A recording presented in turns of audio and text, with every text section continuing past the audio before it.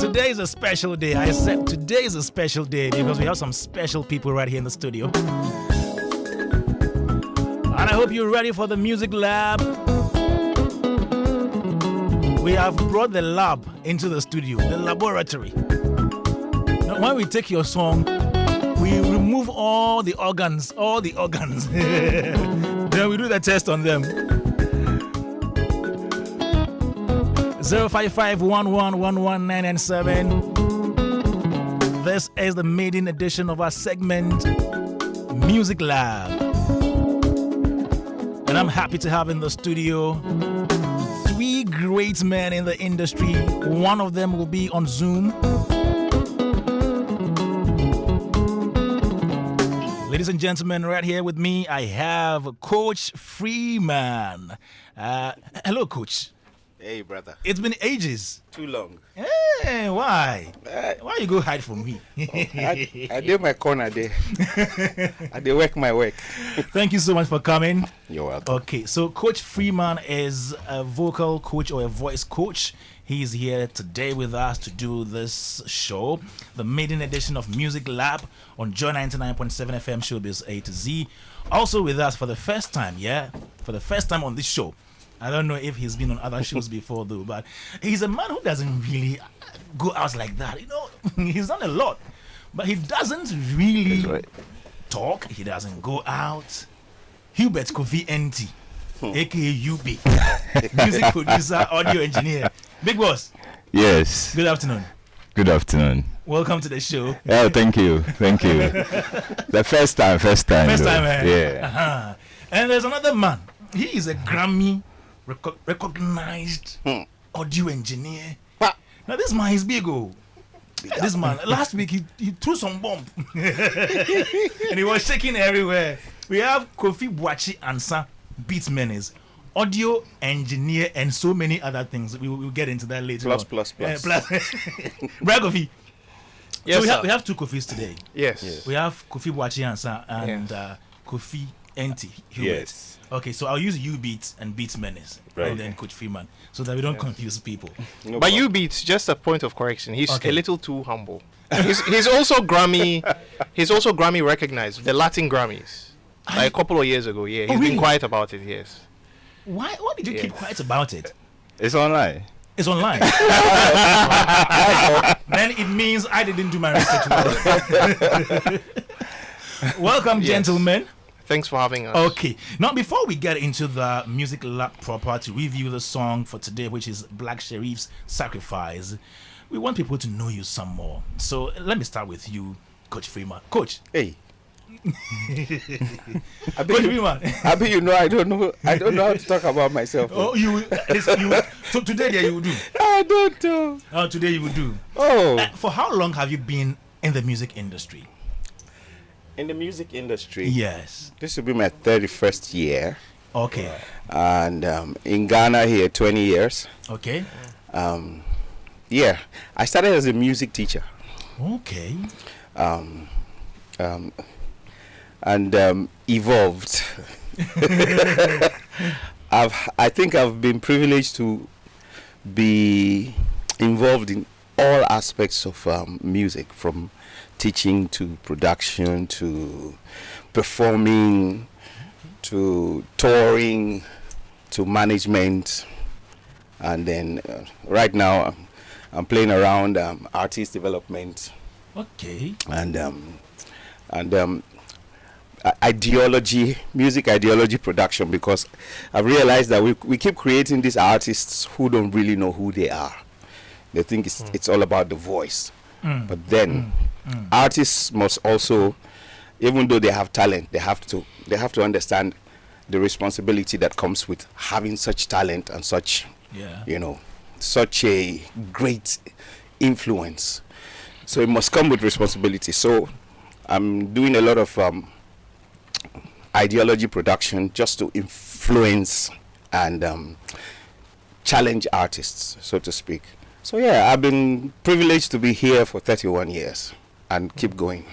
31 years, and you've been doing music business for 31 years. Yes, I said 31 years because I think I collected my first salary in music 31 years ago. Basically. And I was teaching music. Yes, teaching. So you learned or you studied music in school? Of course. Interesting. Yes. Interesting. So which people have you worked with? Just a number of them. A few of them. You see, this is Because the problem. You know how the artists are. If you mention some names and you don't mention some, sometimes they get so me, I'm not among your top. I know you've worked with Camido before. Camido, Efia, Samini, Jackie, Abiana, Daughters of Glorious Jesus. I think about 70 to 80% of them. Of Ghanaian musicians. Yes, sir. They've been to your studio before. At one point or the other, and are still connected to me here. And you train their voices. Yes, and try to help with artist development as well. You play musical instruments. I see you play musical instruments in your studio. Do you also do sessions for people? Yeah, I do. All right. I do. And you play for bands? My last project, which ended last week, I'm a retired drummer,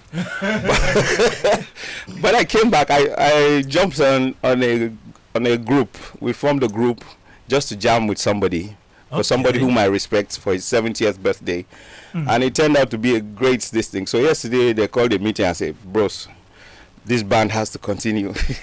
So I'm now a member of a band. Again. I love that. Wow. I love that. And you produce music?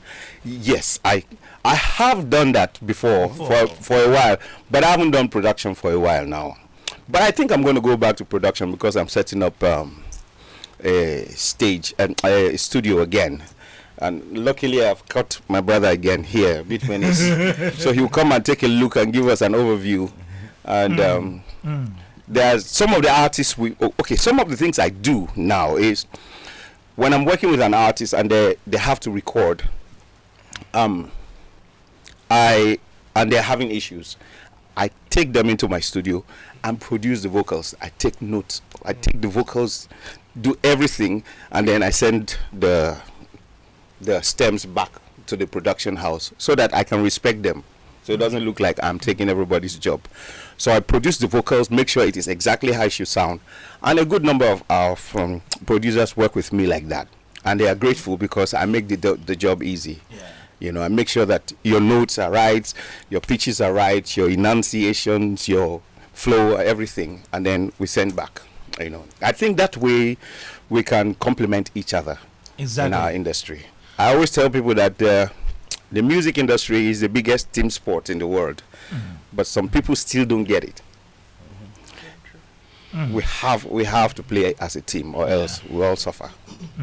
We can't work in silos. Nah, it's not helping. Yeah. So far, we are doing a lot of that, and a lot of us are not being efficient or realizing the potentials that we're supposed to realize because we still think we are competing against each other. But it's a team sport. All right, Joy 99.7 FM, Showbiz A to Z. Music Lab is our new segment on this show. Comes off once every month. Some people are saying we should do it every week. Once every month. And our first guest is Coach Freeman. He's just giving us a background of what he does, what he has done in the past. And he's here with us today to do justice to Black Sherif's sacrifice. Yeah. If you have any question, 05511119997, you can send in your questions, your comments now. Let me get to Hubert Kovt. Yes, sir. So who is Hubert Kovt? So Hubert started as a DJ in the 90s. I played in a nightclub and in the parties. 90s? Yes. Are you listening? In the 90s.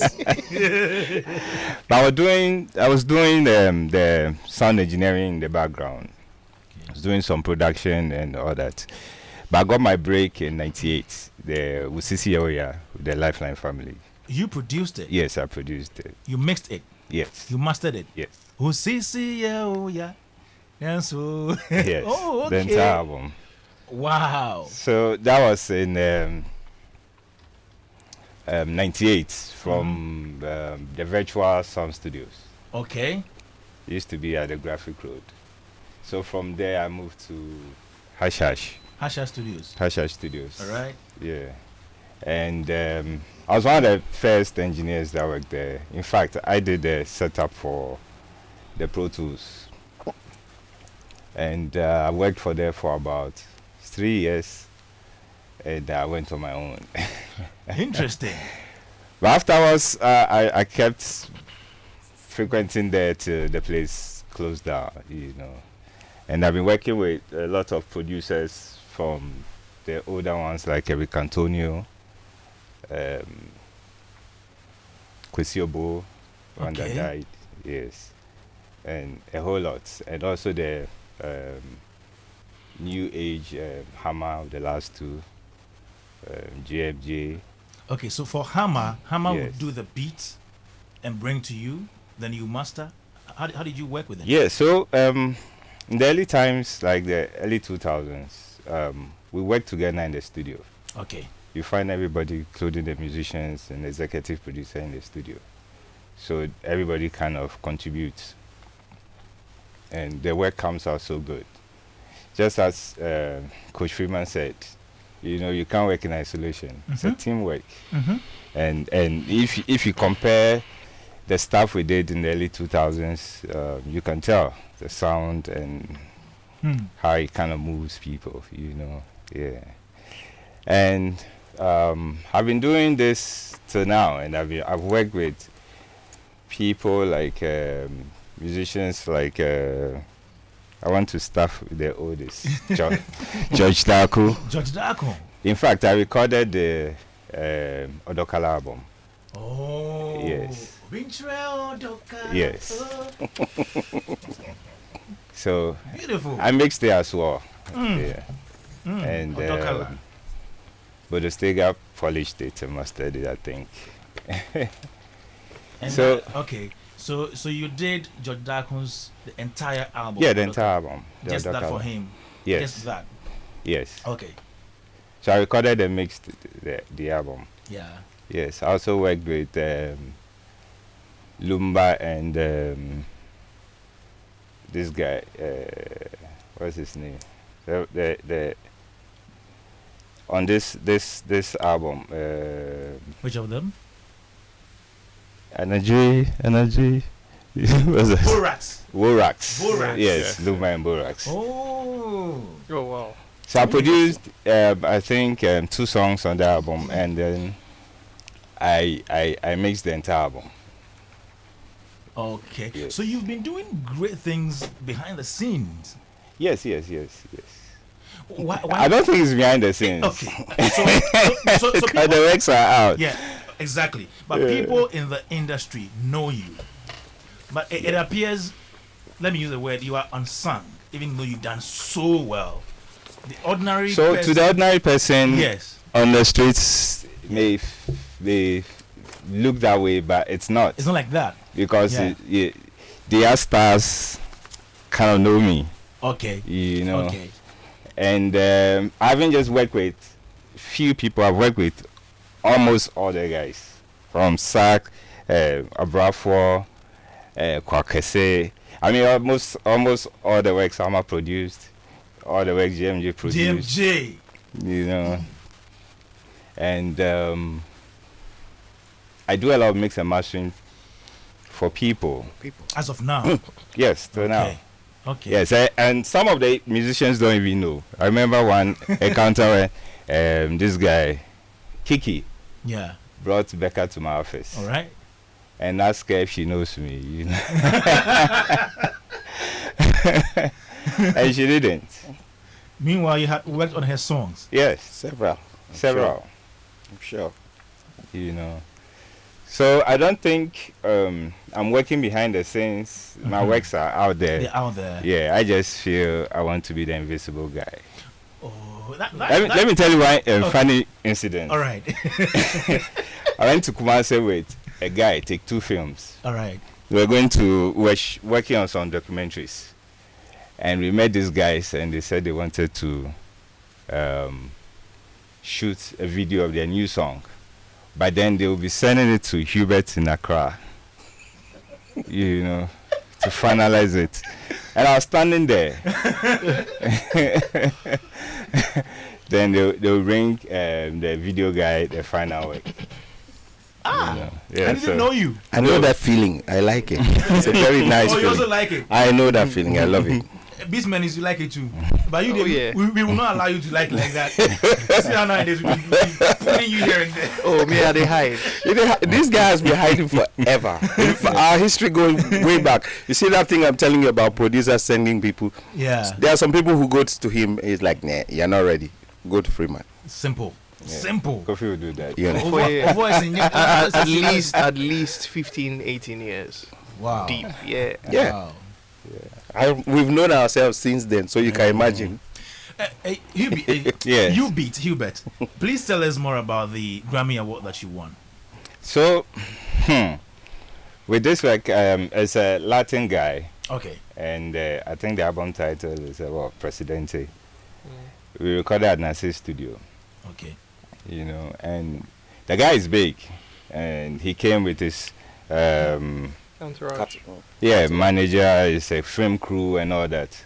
So it was after the production, the work, that one of the ladies asked him how big he is in Latin America. the Latin America, and Yeah. he just opened YouTube for us. And he has a performance with Shakira and all that. He performs for like 500,000 crowd. Oh. You know, you find the drone going all the way, you know. And then, I mean, after the recording, I forgot about it. And my son one time asked me, Daddy, do you know when you Google your name, you come out as a Grammy nominee? I said, oh, no, I don't think it's me. No, it's not me. He's like, oh, Daddy, I'm not check. I mean, just Google your name. So, that's how I got to know about it. Interesting. So yes, the good thing, the good feeling about it is that I got nominated as the engineer for the project. The engineer for the project. Yes. That's beautiful.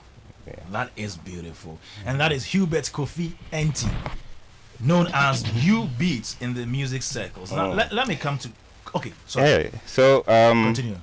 in this industry, Yeah. you can't sit and do the same thing over and over. Yeah. So you kind of have to learn, and that's been part of me. Almost always upgrading.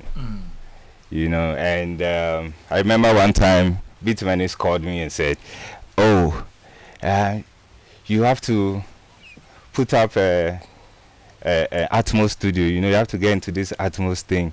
And I brushed it off and told him, "Oh, no. Atmos is for movies. I don't think." For those of us who don't understand your music terms, what is Atmos Studios? Okay, so Atmos is it's like surround. Okay. Yeah, it's been around for a while, Okay. but we are now using it in the music space.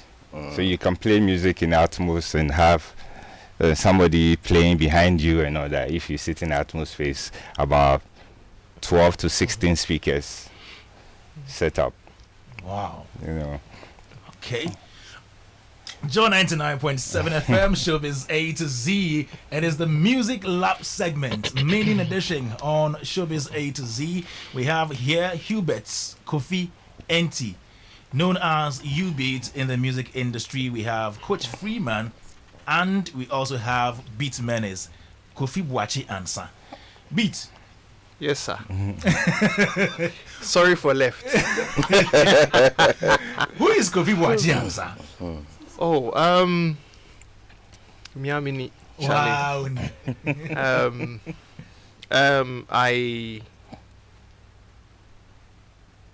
I do quite a few bits, quite a Yeah. few things, and my practice is at an intersection of a lot of disciplines in the creative industry.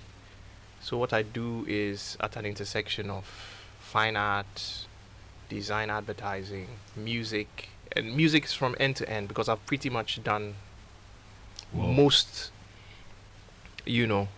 from composing, writing, arranging, across different genres of music, to live music, live engineering, cue mixing, post-production in film, mixing, mastering, designing of studios and places of worship, and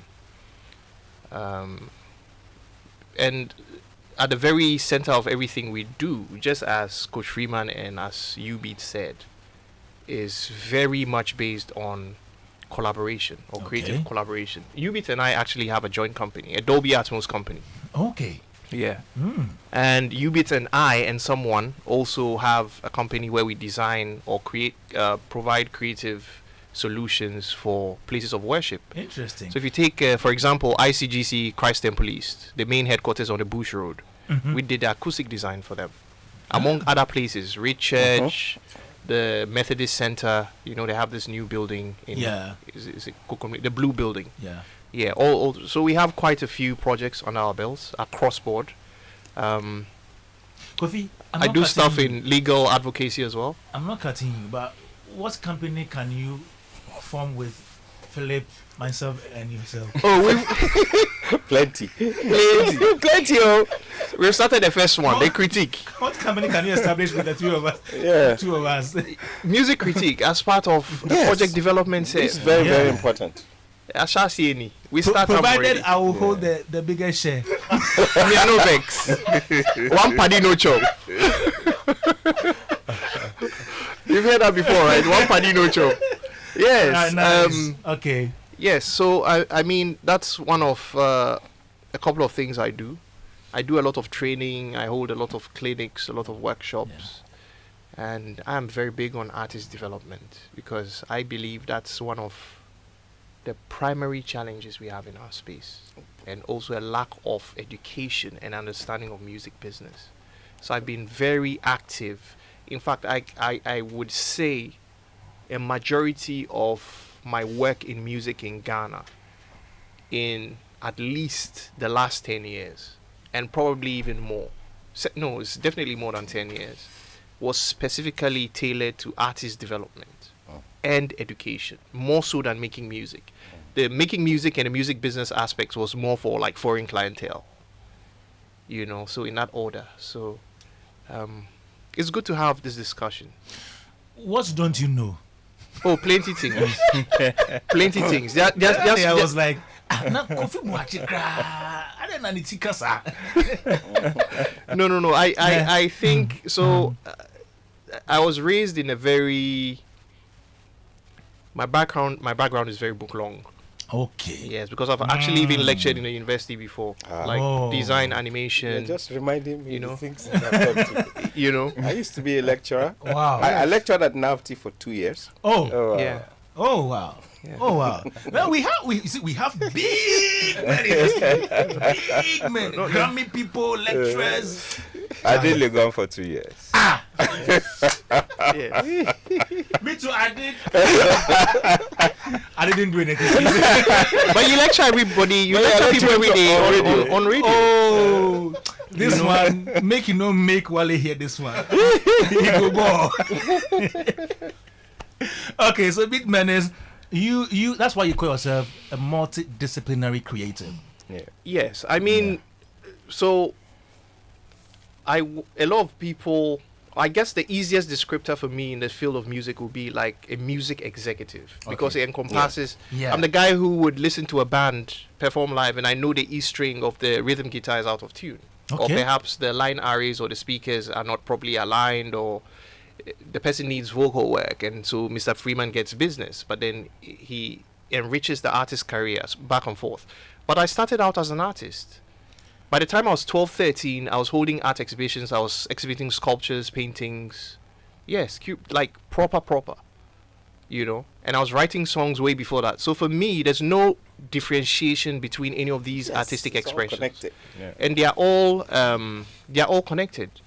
So sometimes I get artists in the studio. I realize they have a deficit in a particular area, and I try to let them understand that to understand the problem you have and to find a solution, let's link it to something you're very familiar with. We are going to talk about songwriting today as one of many things. Yeah. But one of the biggest challenges I see with a lot of artists is because they try to put layers on layers to hide their real identity, which Mr. Freeman touched on, right?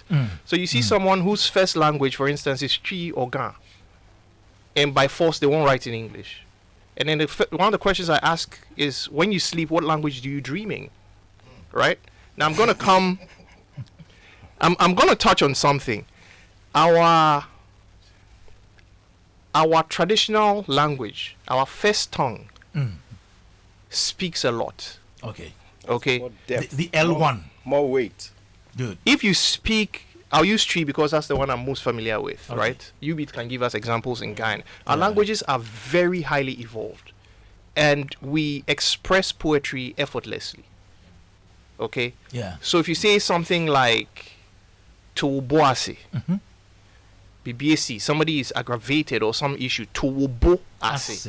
It's very descriptive. It's like you're trying to contain or cover something that is spilling or boiling over. You understand? You are tired, you've worked a lot, you need some rest. Oh, menikume, my eyes are killing me. Literal translation. Yeah. That's effortless poetry. For you to express without leaving any room for misinterpretation in English, to say so much by saying so little, takes a lot of training. You need to understand conjugation, construction, syntax, cadence, all of these things. And it takes years of dedicated practice. It's just like Japanese haiku, it's so effortless. So, in my opinion, by default, if we are connected to our roots, we should be better artists than people around the world. Because it's here. In fact, the very fact that you're Ghanaian, or African for that matter, or if you belong to a people of color, you are automatically, perpetually creating art and intellectual property just through your lived experiences. Yeah. It took foreigners to come to Africa to compartmentalize creative expressions, because our very lived experience makes us all artists by default. A child is born, somebody gets pregnant, somebody dies, somebody marries, somebody attains some conquest. There are specific clothing that are worn, that's fashion. Certain buildings are put up, certain motifs and decorations are put on buildings as part of architecture. We pour libations, say certain prayers, which is poetry, if you break it down, as part of our spiritual divination, right? Yeah. We sing certain songs. In fact, in most African contexts, the separation between performers and audience is blurry. Because sometimes the audience partake in the performance and actually steer the direction of where the performance heads to. Chobwe! Yay! That's why everything is always call and response when it comes Exactly. to Africa, because it cannot be done in isolation. Exactly. There's a very thin line. Everything crosses. Exactly. I totally agree. And I believe we need to really get back to our roots, understand our place in time, especially given the current context of what the world is like, especially looking from the specific lens of commerce and how you monetize IP, and find localized solutions to local and international problems. Why do I say this? It's difficult for us to quantify creative services and put a rates card to it.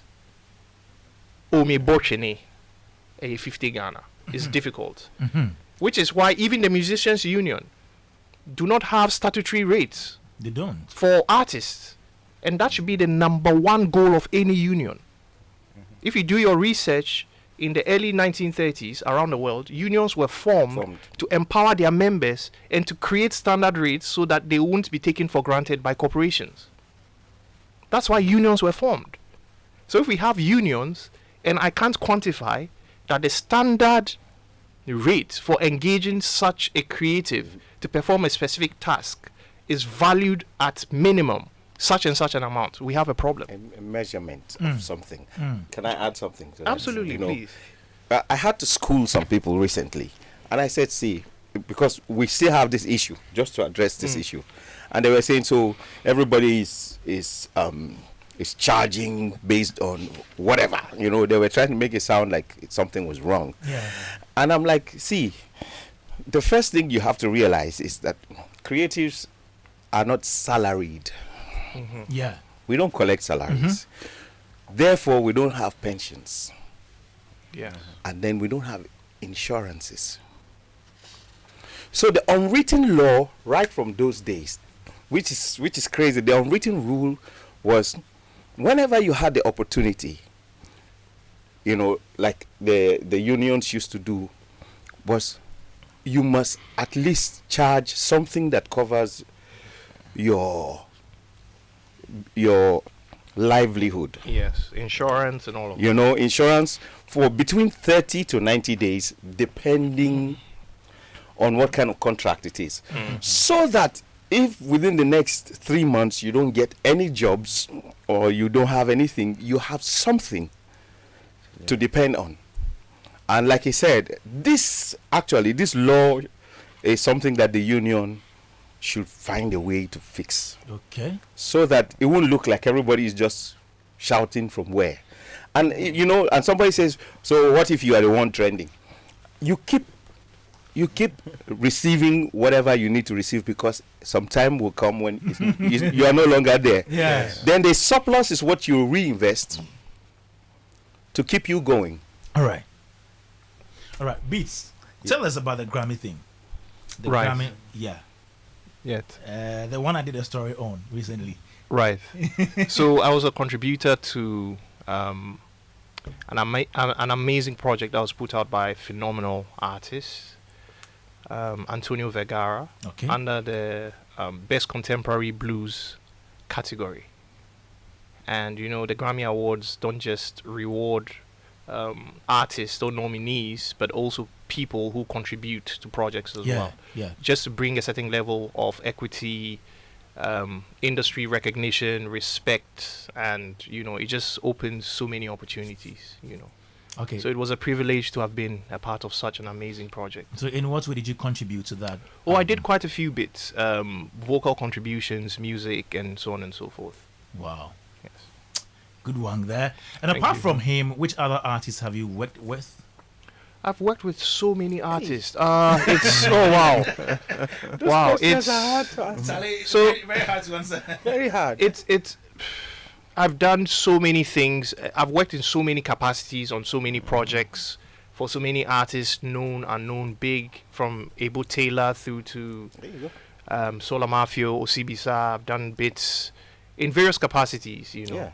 Recording engineer, mixing, live, contributing to instrumentation, songwriting, you know. I did Santrovi as well.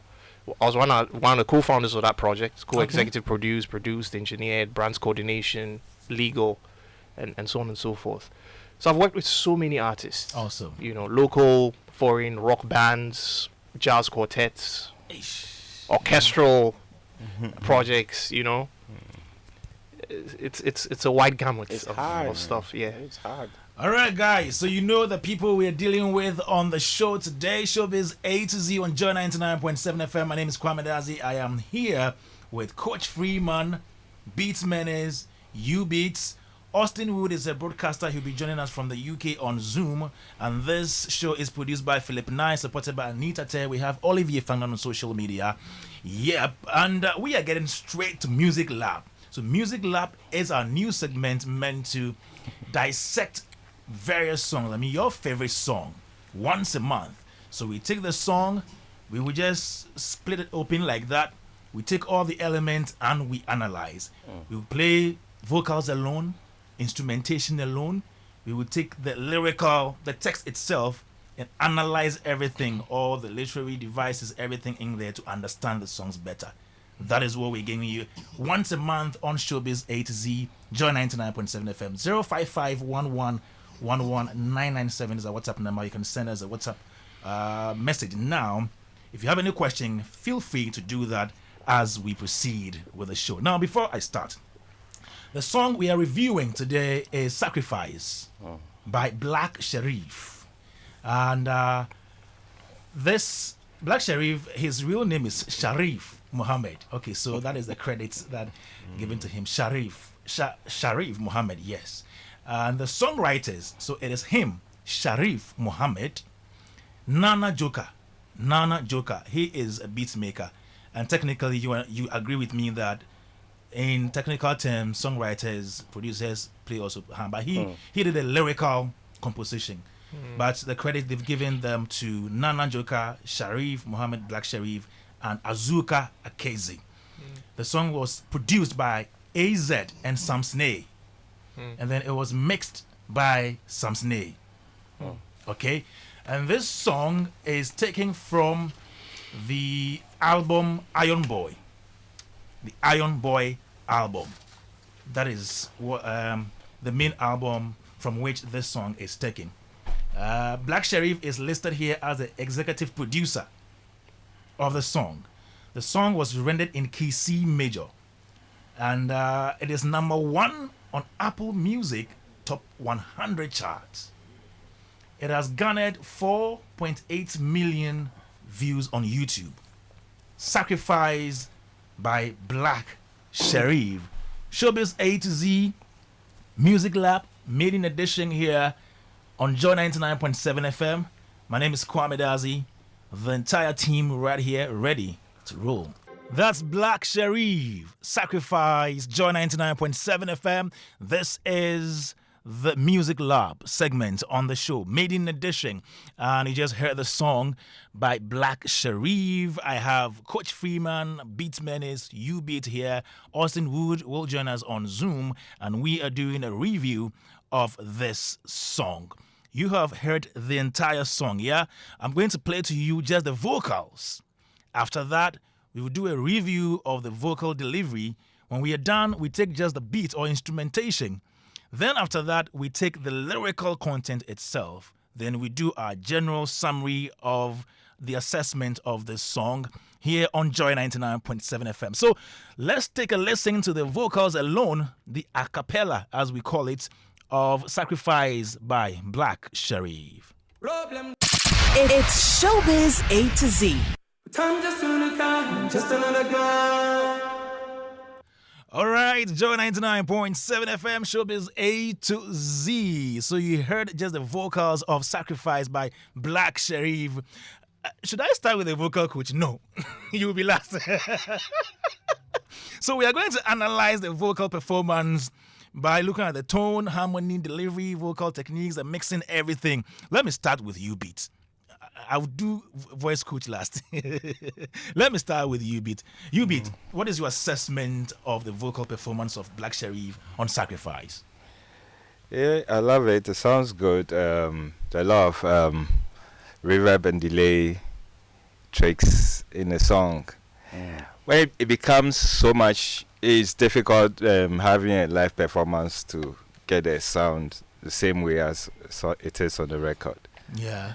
Yeah. You mentioned reverb. Delays. And delays. What is a reverb?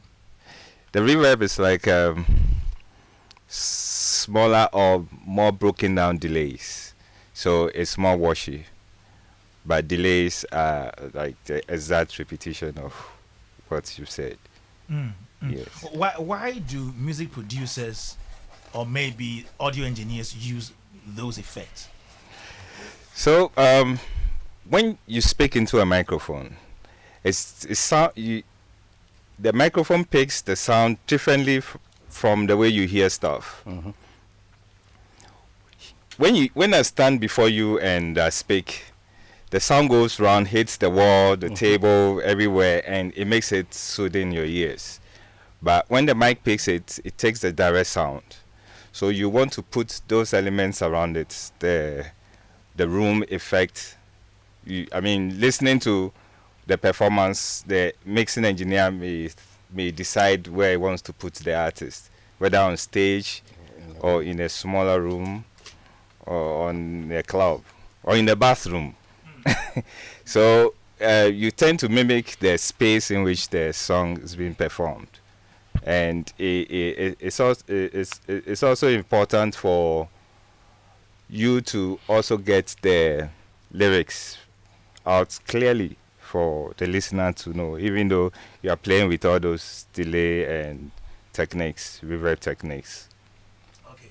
So your general assessment is this is on point? Yeah, it sounds good. It sounds good, but it's more like it doesn't look like a song made for the stage. Okay.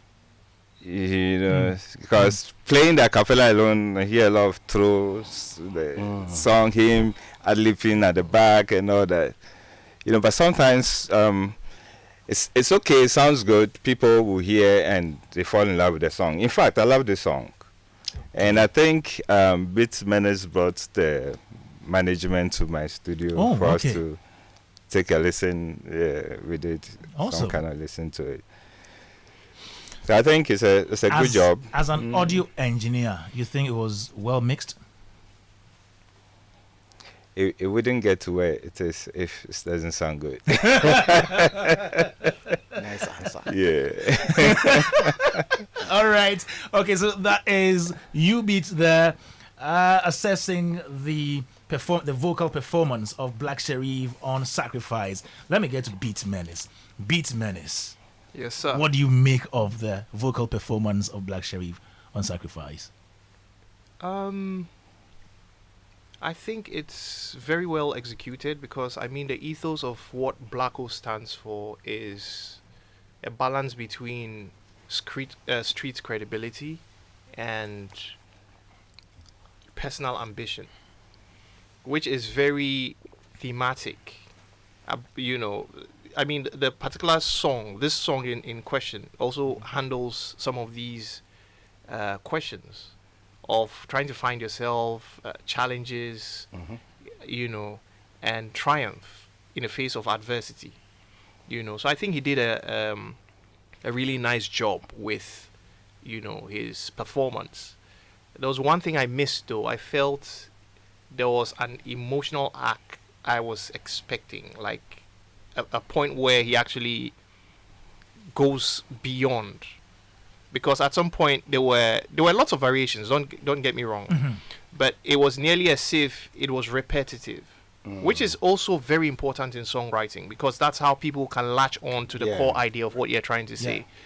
And at a certain point, I think there's also space for like a lift to let it attain a certain level of transcendence. So some gear change. Exactly. That yes. Sometimes these things can be done in the production or the approach to the use of specific effects on the song, or with vocal delivery. But typically, it's a combination of both.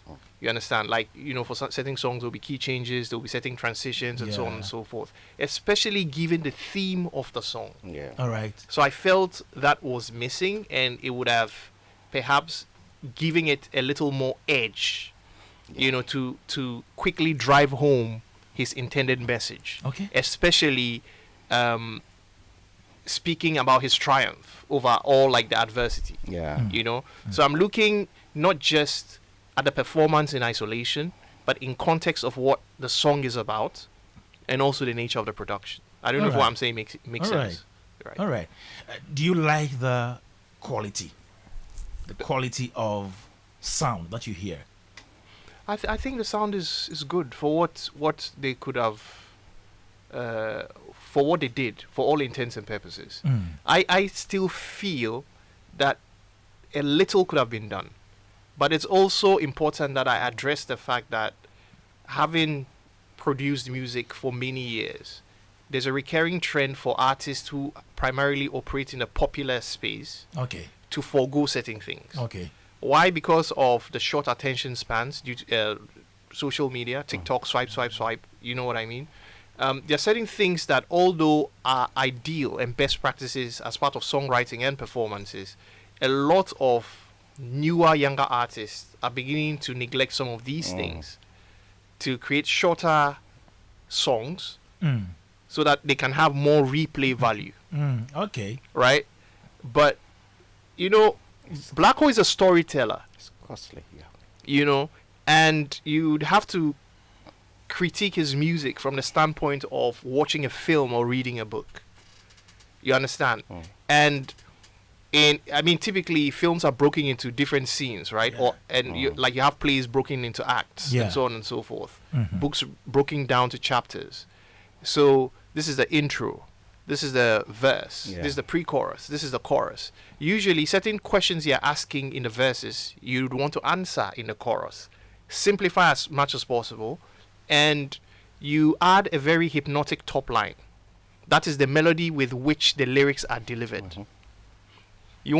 This is how you know you have a hit song. When a child who does not necessarily know the lyrics is humming or singing the chorus of the song. Right? So those things are important.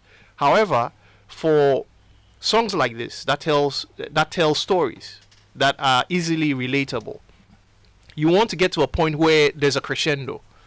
Where there's that moment of redemption, and it should reflect both in the production and in the approach to melodic and lyrical delivery. Usually the bridge. You know. One thing I really love about the song is the fact that it's hook heavy. Hooks are elements in songs that make it memorable. These are elements that often repeat. So hooks are different from choruses. Yes and no. For certain songs, the choruses the choruses can serve the purpose of a hook. For certain songs, the hooks are separate from the choruses. Ebe hooku. You know, that's where the term came from. And if you notice, I'm just another guy, I'm just another guy, I'm just another guy, I'm just another guy. Now, there's a slippery slope where you might overuse the hook to render it ineffective. So usually, in advanced songwriting classes, you would use hooks a number of times. And when it repeats, especially when there are several stanzas in a single pass, you would want to alter specific words to give it a bit of freshness and to make it even more memorable, because it's a catch-22. In as much as you want to keep repeating elements to make it memorable, sometimes overdoing it does the opposite. You know? So it's I think it's a very interesting exercise you're doing right now. Exactly. We are getting a bit academic, but I love that. Now let's look at the harmony. Right. So he sings the main voice, the melody. There are other voices. He did more ad-libs than harmonies. Ad-libs are additional words that contextualize the main line. Certain lines were harmonized.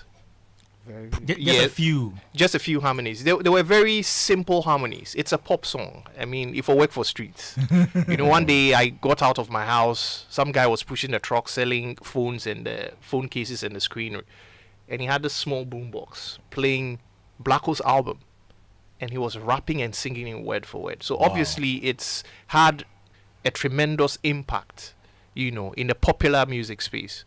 And sometimes less is more. You know, because yes, we can talk about all these overly complex concepts and so on and so forth, but sometimes it takes the magic away from the music. And the role of every good songwriter, every good top liner, every good arranger, every good producer is to, I use the proverbial phrase, we try to catch lightning in a bottle. And sometimes when you do too much, catch lightning in a bottle. Now we see.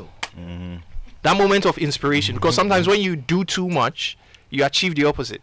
It's even coming back to the idea of the hook.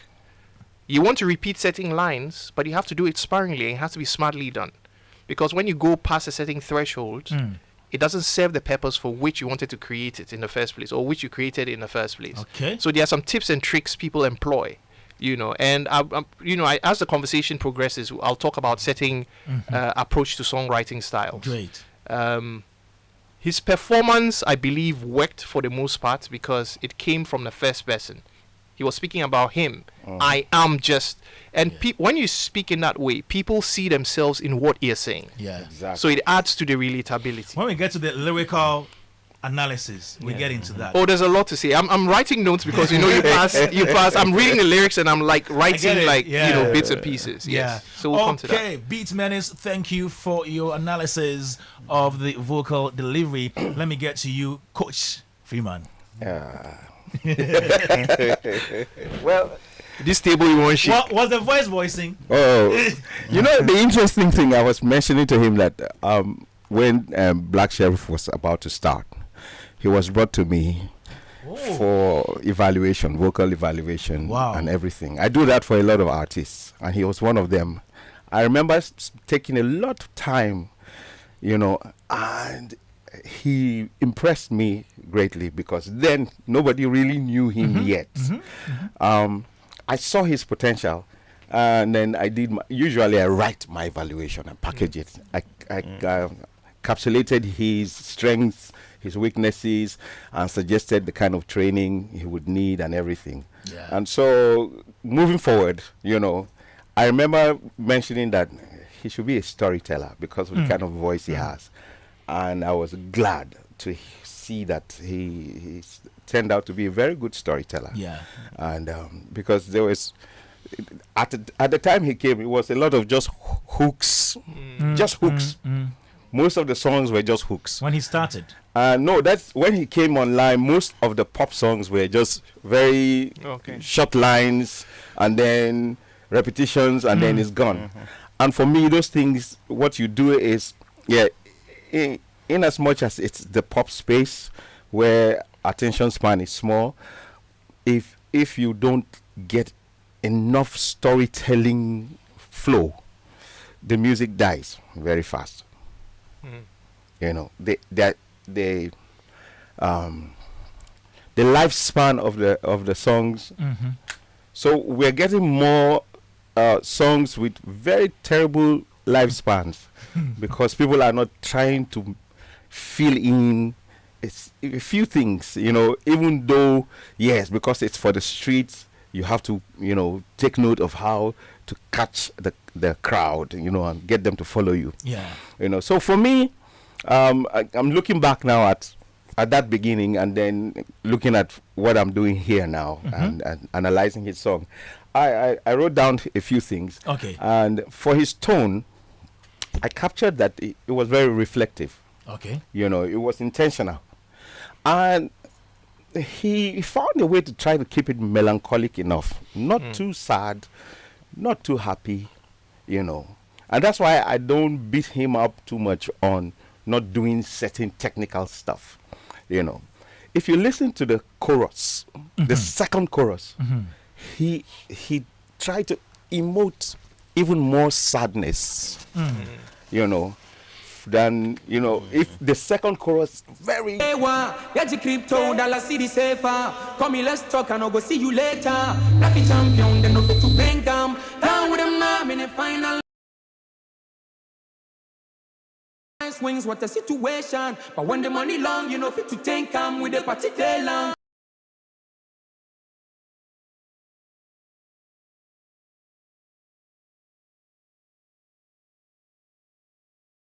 Never go down, never stepped on toes, my apologies. Everything would have been lovely. Just to know the guy, just to know the guy.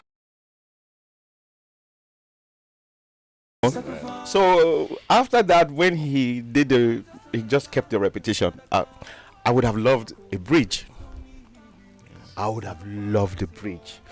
But I understand. He was able to emote from there, and that thing you were saying about creating more, gear changes, emotional gear changes or technical gear changes.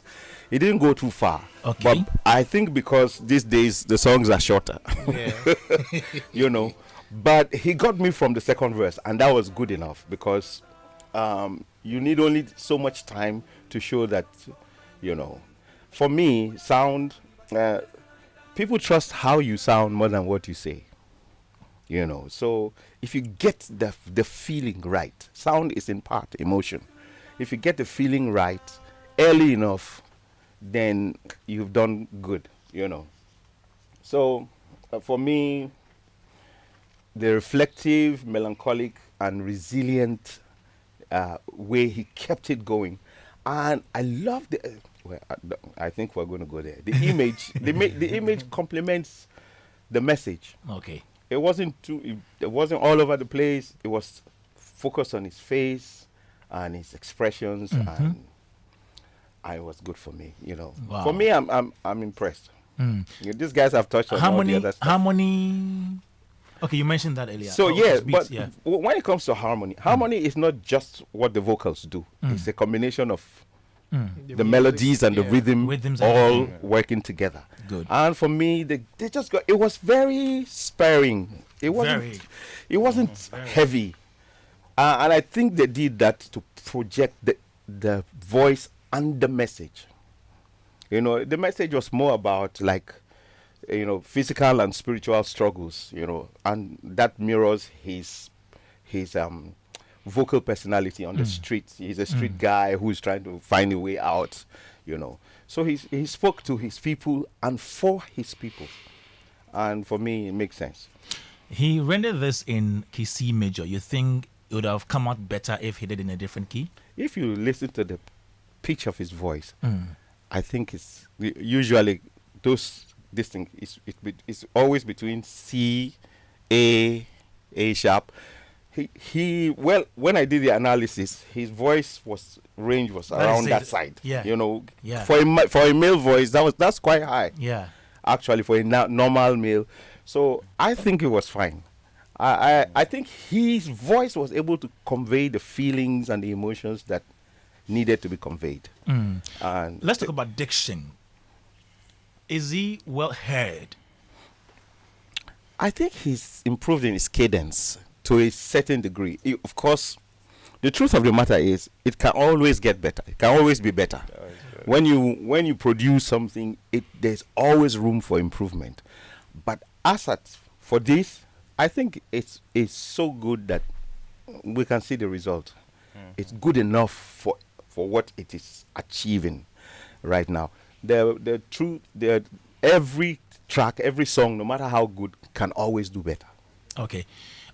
Until I did the research for this show and I went for the lyrics, I struggled to hear certain parts.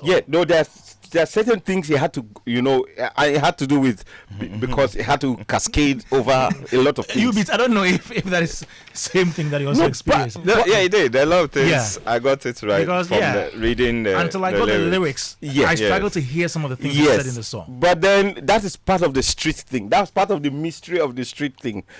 Is it intentional? Sometimes it's intentional. sometimes it's because they have an issue. But sometimes I've spoken to some people and they say, no, this is a way for us to let people go and check our lyric videos, check this thing. Of course, it's a high risk. Yeah. But it works for some people. Yeah. In this case, I think it's working. It's working. I'd wanted to. Okay. Yes. It's interesting you said that. Yes. The street thing is very different, though. Yeah. Believe it or not, we all come from a certain level of privilege, and there are certain things we can't. Exactly. Charlie, have you driven in town to hear those selling the plantain chips and the ice water, how they pronounce the stuff? Plantain! Yeah. There you go. And I think somebody needs to do. Watermelon. Yes. It's crazy. So I'm beginning to take a different because Exactly. when I did this research and I asked them, they said no, I can't because they come to me for training and I try to teach them how to cadence their speech and cadence their singing. I say no, if we do it like this, it's too obvious. And those hawkers know exactly what they are doing. Make no mistake. Because sometimes the person is far, and the way they'll say the ice water, you did foul, but you go here. You know, somebody needs to study some of these things. And I'm working. So I'll send you some stuff. Oh wow, that's interesting. I'll definitely love. It's very interesting. Yes. All right. I don't know if Ubeatz has anything to add to the vocal before we continue. You. Oh no, and they're expressing. All right, This is Showbiz A-Z on Joy 99.7 FM, and we are having a review of Black Sherif's Sacrifice. This is the maiden edition of our segment titled Music Lab, and we are delving into the song Sacrifice. We've done the vocal analysis. Let's get to the beats. We have two beats people here. Let's get into the instrumentals. It's Showbiz A-Z, Joy 99.7 FM. This is Music Lab, and we have beat makers here in the lab. Ubeatz. This is the beat. Yeah. The instrumentation. Solid beats. Yeah. It's got some good low end as well. Okay. Yeah, but I don't know if the violin I'm hearing was played live or it's kind of taken from a sample or something. But that's a very good work they've done there. Okay. The breaks, some parts I even had like a tape stop in the song, and that was very good. I I like it, but I think I'm the kind of person I like to have a bit of shine on the sound. Yeah. So when I listen to his stuff, even on the album, I could tell it's got a more like dark sound to Okay. it. Okay, so dark sound to the ordinary person like me. What is a dark sound? I don't know if you remember these taxi driver tutors. This time when they are coming, they are playing their sound. Yeah. You hear only yes. That sound. Yeah. You know, way back in the day, you Yeah. know, in the village when boys were in their rooms and they've gone to buy some speakers. So speakers. Who came up? Yeah. They buy the extra Extra tutors and add to it, yes. You know. Yeah. But in this case, I'm talking about the more pleasing sound of the top end of the song. Not actually the Okay. but there should be some air. We term it air. You know, that's a little bit above the it's so pleasing to your ears, and I think it sits well with you naturally. You know, sometimes people think MP3s make us aggressive because it's lost the top end and the richness of the sound.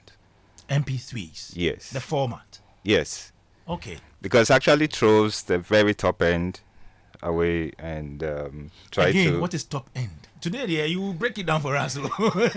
So with the Don't worry. The highest trebles. The yes. highest. Okay. The trebles. Or highest Yeah. frequency. Yes. the high frequencies. highest frequencies, and then Yes. the resonance that also comes with them. Yeah.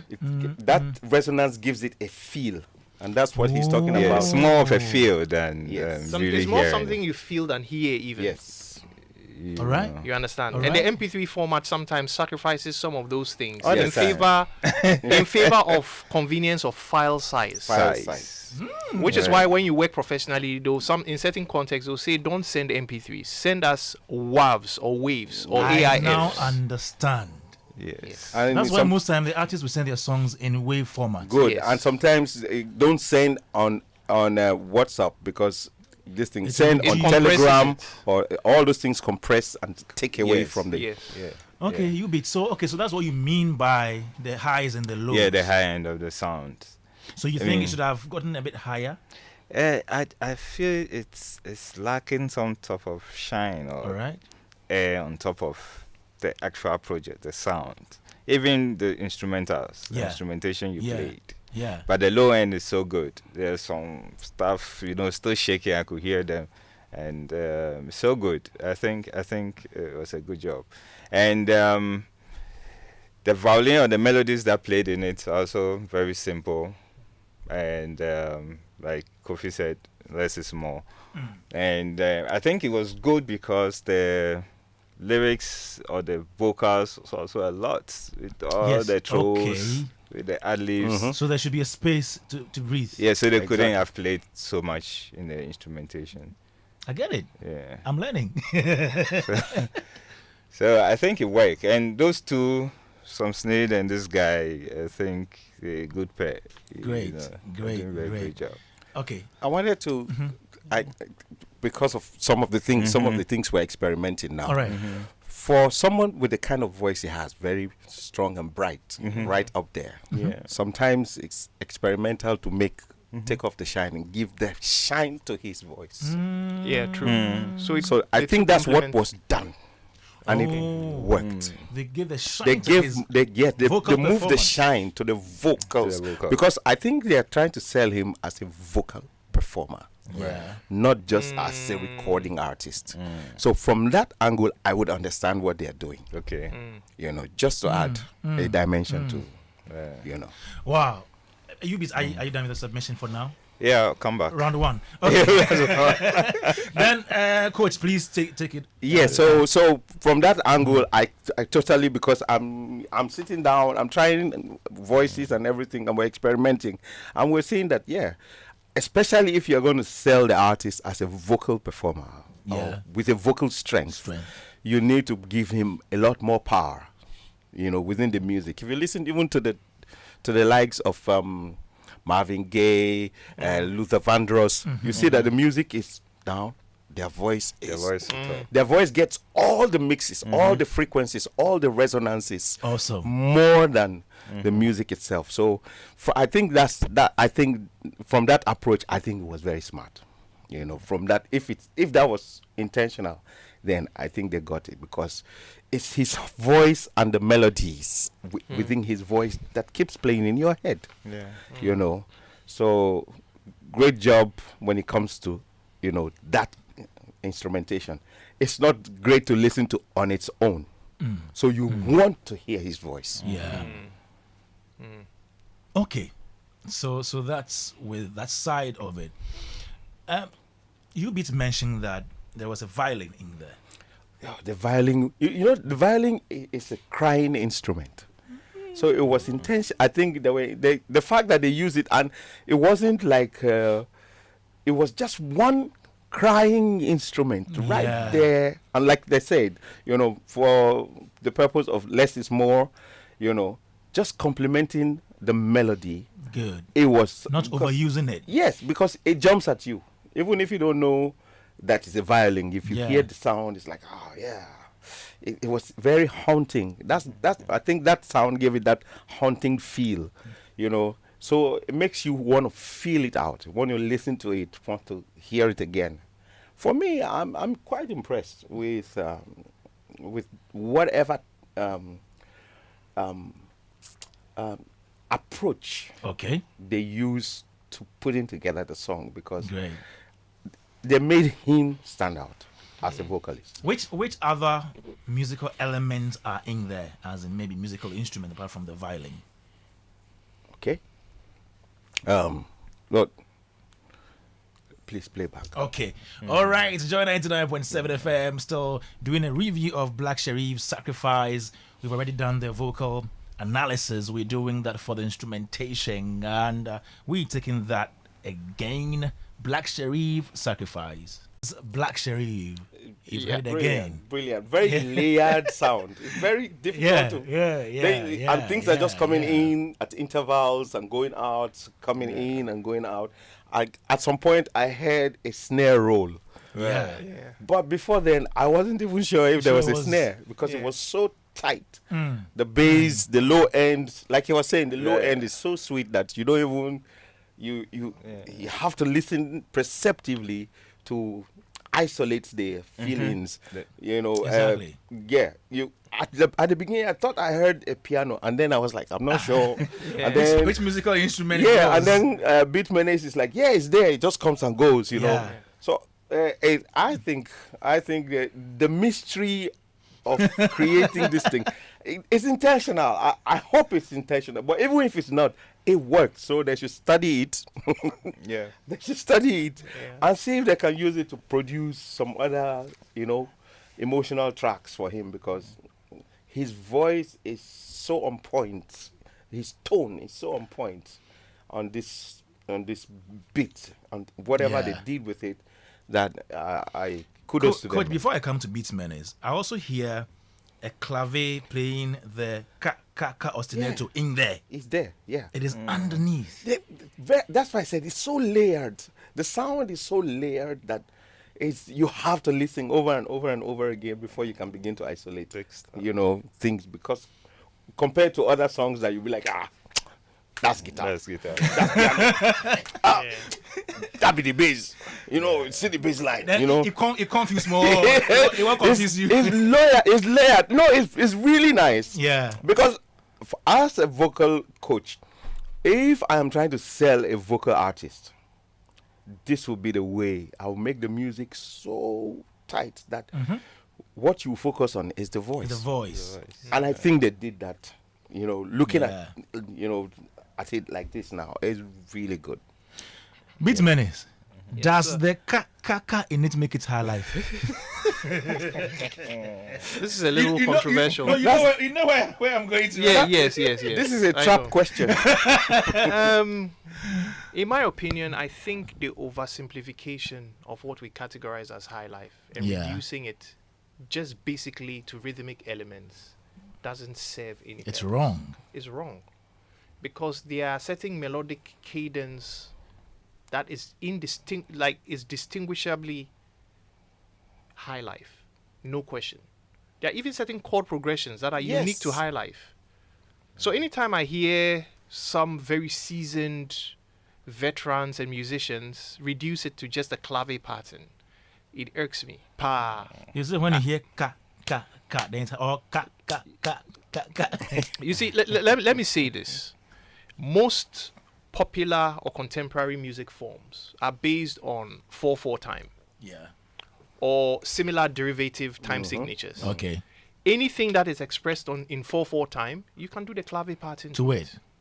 Even reggae, which is one of the most distinct styles of music set to 4/4 time,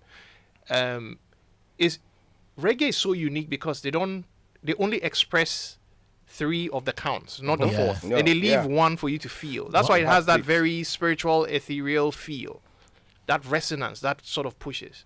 But even with reggae, you can do ke. So if I play a reggae beat, And you like do a that 1 for drop, and I do ke, does it make it high life? No. I think that's actually one of the major failings that has resulted into a lot of arguments and counter arguments of what is high life or what doesn't qualify as high life, but most importantly, which has failed to make it more progressive and easily accepted and understood by younger musicians and artists. Because if we can't codify what is distinctively ours, right? Yeah. How do Yeah. you preserve it for posterity? I agree. I don't know if what I'm saying makes sense. Makes sense. So I do not think the fact that there's a clave pattern that is typically employed in high life music to make this high life. What genre of music is this one? I think is a fusion of sorts. Yes. It's Afro pop. Fusion. Afro pop. It's Afro pop. Is it not Afro beats with the S?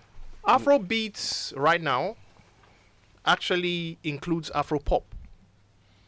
There are different styles of contemporary music across West Africa especially that is categorized as Afro beats with the S right now.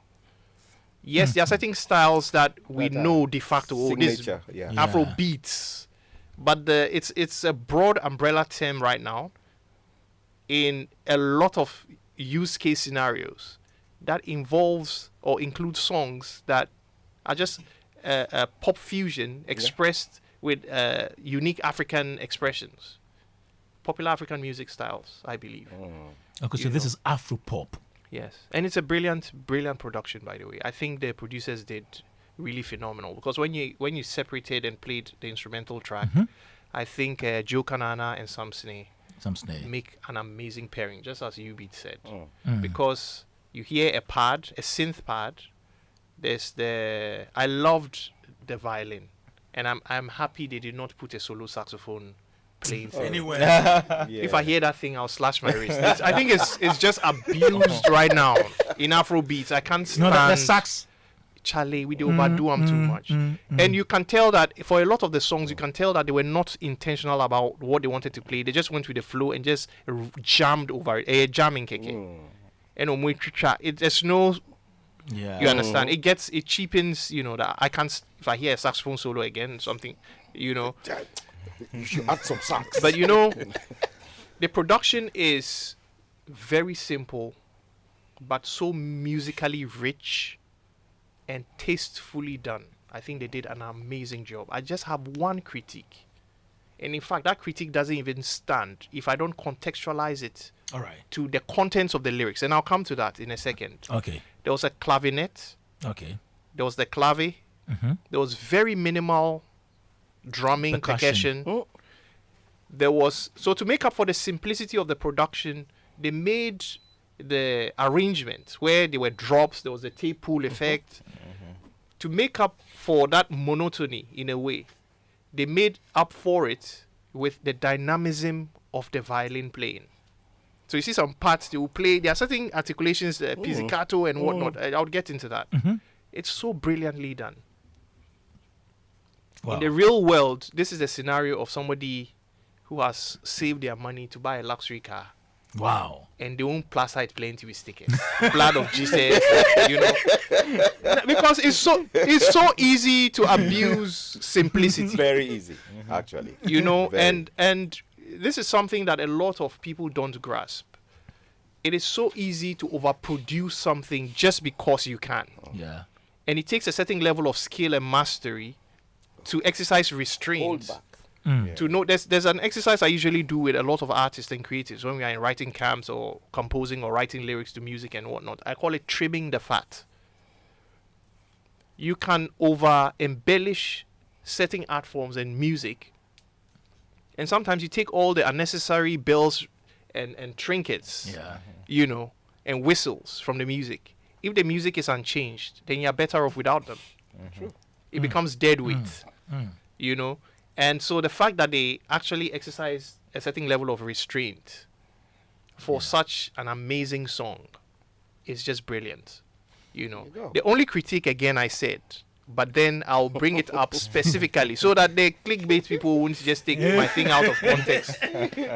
Last week, people were bashing me that I said, you know, without context, you know.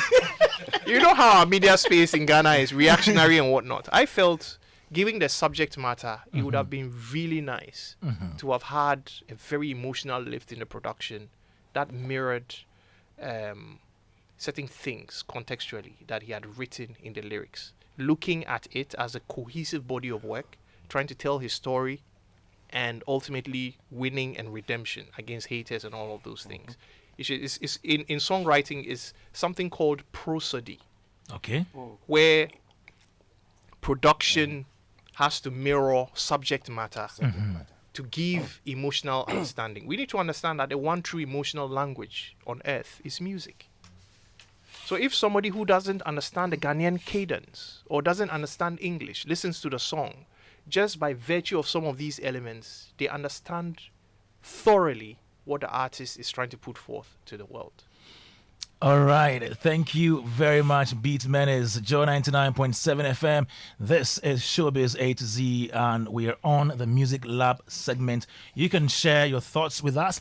What do you think about Sacrifice by Black Sherif? Send us your comments, 055-1111-997.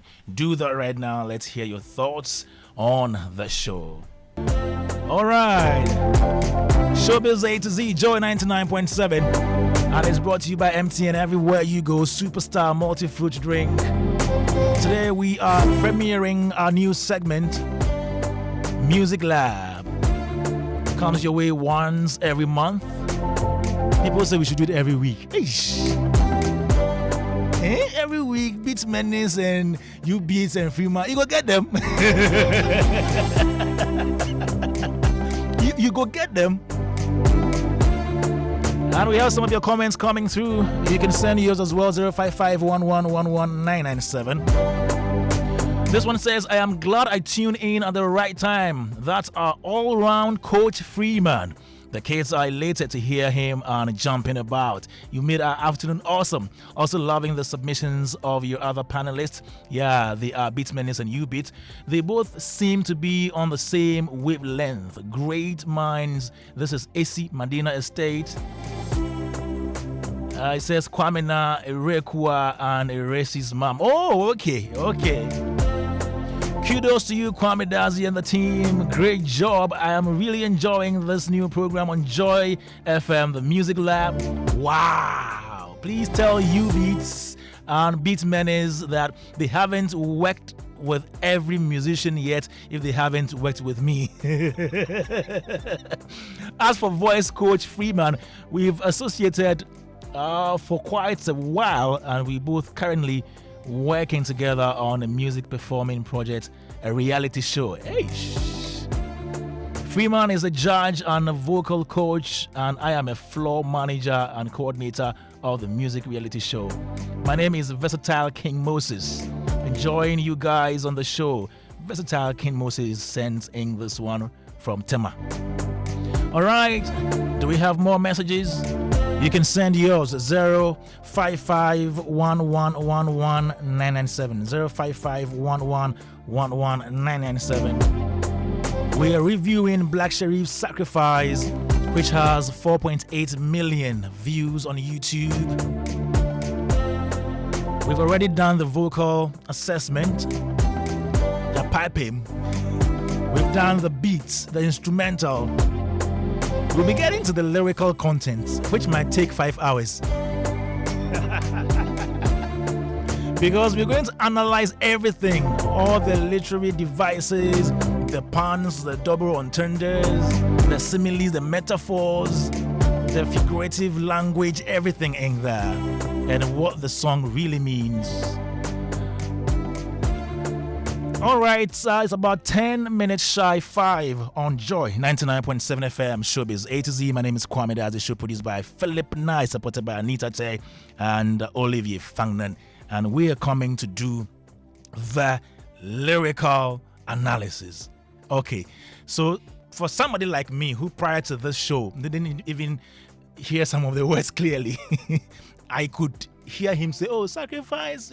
But there were some words in there I could not hear clearly. We are coming to do that for you, break it down. And I would have to start by reading. Let me read the entire lyrical content for you before we even get into it. So, this is Sacrifice Black Sherif, taken off his Iron Boy album 2025, released on 2nd April 2025. And this is the lyrics. Problem day, there is A to it. Problem day.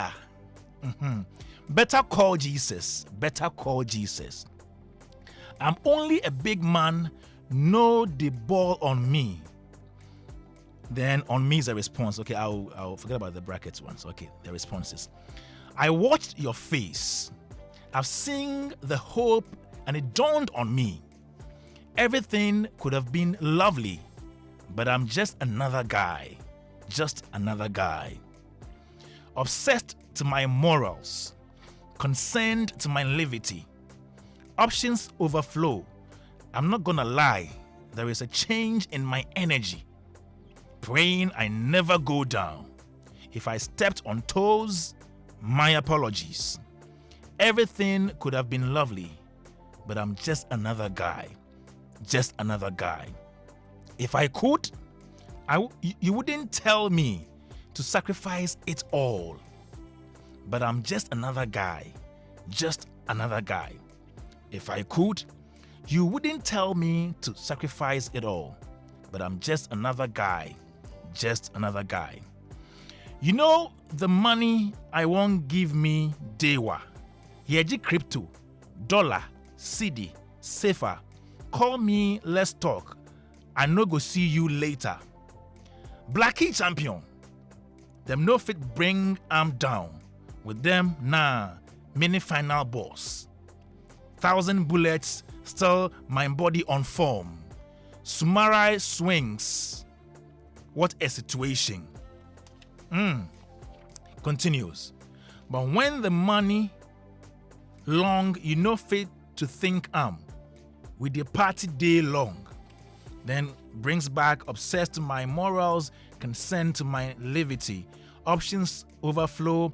I'm not gonna lie. There is a change in my energy. Praying I never go down. If I stepped on toes, my apologies. Everything could have been lovely, but I'm just another guy. Just another guy. If I could, you wouldn't tell me to sacrifice it all. If I could, you wouldn't tell me. But I'm just another guy. Just another guy. So that repeats. Then the last part says, praying I never go down. If I stepped on toes, my apologies. Everything could have been lovely, but I'm just another guy. Just another guy. Then he mentions Sam Snee. There, I'm just another guy. That is the lyrics of Sacrifice by Black Sherif, and we are going to get into that now. We're going to do a line-by-line analysis of the song. But before that, what is the central theme of the song? What does this song Sacrifice by Black Sherif talk about? Let me start with you, Freeman. The core message is of the song explores the emotional and spiritual ambition, Okay. spiritual cost Great. of ambition. You know, the things you have to face, the things you have to give up, the things you have to go through that perhaps many people won't see. You know, all they see is the end product. So I think the core message is around that. It's like personal and spiritual cost of ambition. All right. You know, I just want to round it up there. you Okay. know, right. Okay, so that's the central theme For me, that's it. of the song. Beat. Yes, sir. What is the main message in the song? Whilst you were reading and I was reading the lyrics, I had to start typing a few bits so I don't forget, Okay. because it's quite a few. And I think one of the core strengths of the song is actually the message, which is complemented by the production. All right. And this is what I just typed on my phone. I said, Black Sherif's signature blend of being vulnerable mixed with street wisdom Okay. creates immediate emotional connection. His cultural authenticity through pidgin and tree integration gives the track distinctive personality and which generic pop music lacks. You understand? And I think the message is exactly what Coach Freeman said. It's that duality. He's rapping about it. He's singing about it, you know, and even his approach is so relatable because he's singing and rapping at the same time, Okay. you know. So the nature of the song is done, or the delivery of the lyrics is done in such a manner that if you appreciate rap music, or if that's what your primary or preferred style of music is, you can relate. It's something you can relate to or tune into. Yeah. And if you favor more melody or singing, you can also find that relatable, which I think is a double-edged sword. Awesome. So to speak, yes. Awesome. Speak singing. Speak singing. That's very apt. Let me come to you, Beats. What central message do you get from the song? Thank you for that one. Do you get from the song? Yes. So my understanding to this song, Yeah. it looked like it's a message for someone or some people. Also, it looked like he wants to apologize because he's going to be himself. You know, he wants to tell people where he's going. There are a lot of things he's saying, and his energy is going to get wild. You know, if I step on some toes, forgive me, but Yeah. I'm going there. Some parts talk about Blackie champion, Sumarai swing. swings and all that, you know. So it kind of tell you how wild is gonna get, because he's seeing a lot of things now, and he has to move on.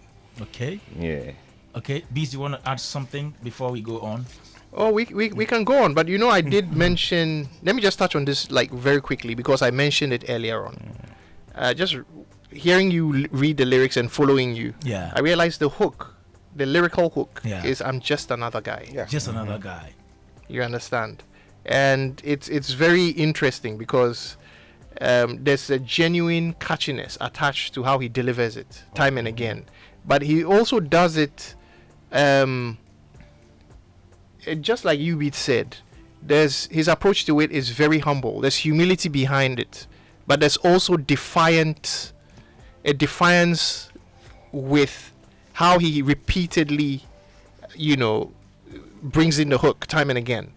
So it's a balancing act of being humble yet being defiant in who he is and his pursuit of greatness, regardless of the adversity. And he says, if I could, you wouldn't tell me to sacrifice it all. Means he can't give all Yes. of him. That's defiance. Good. So you have to take Yeah. me as I am. Exactly. I can't have. I am trying. Yes. Yes. I can only Yeah. do so much. And I'm Get- human.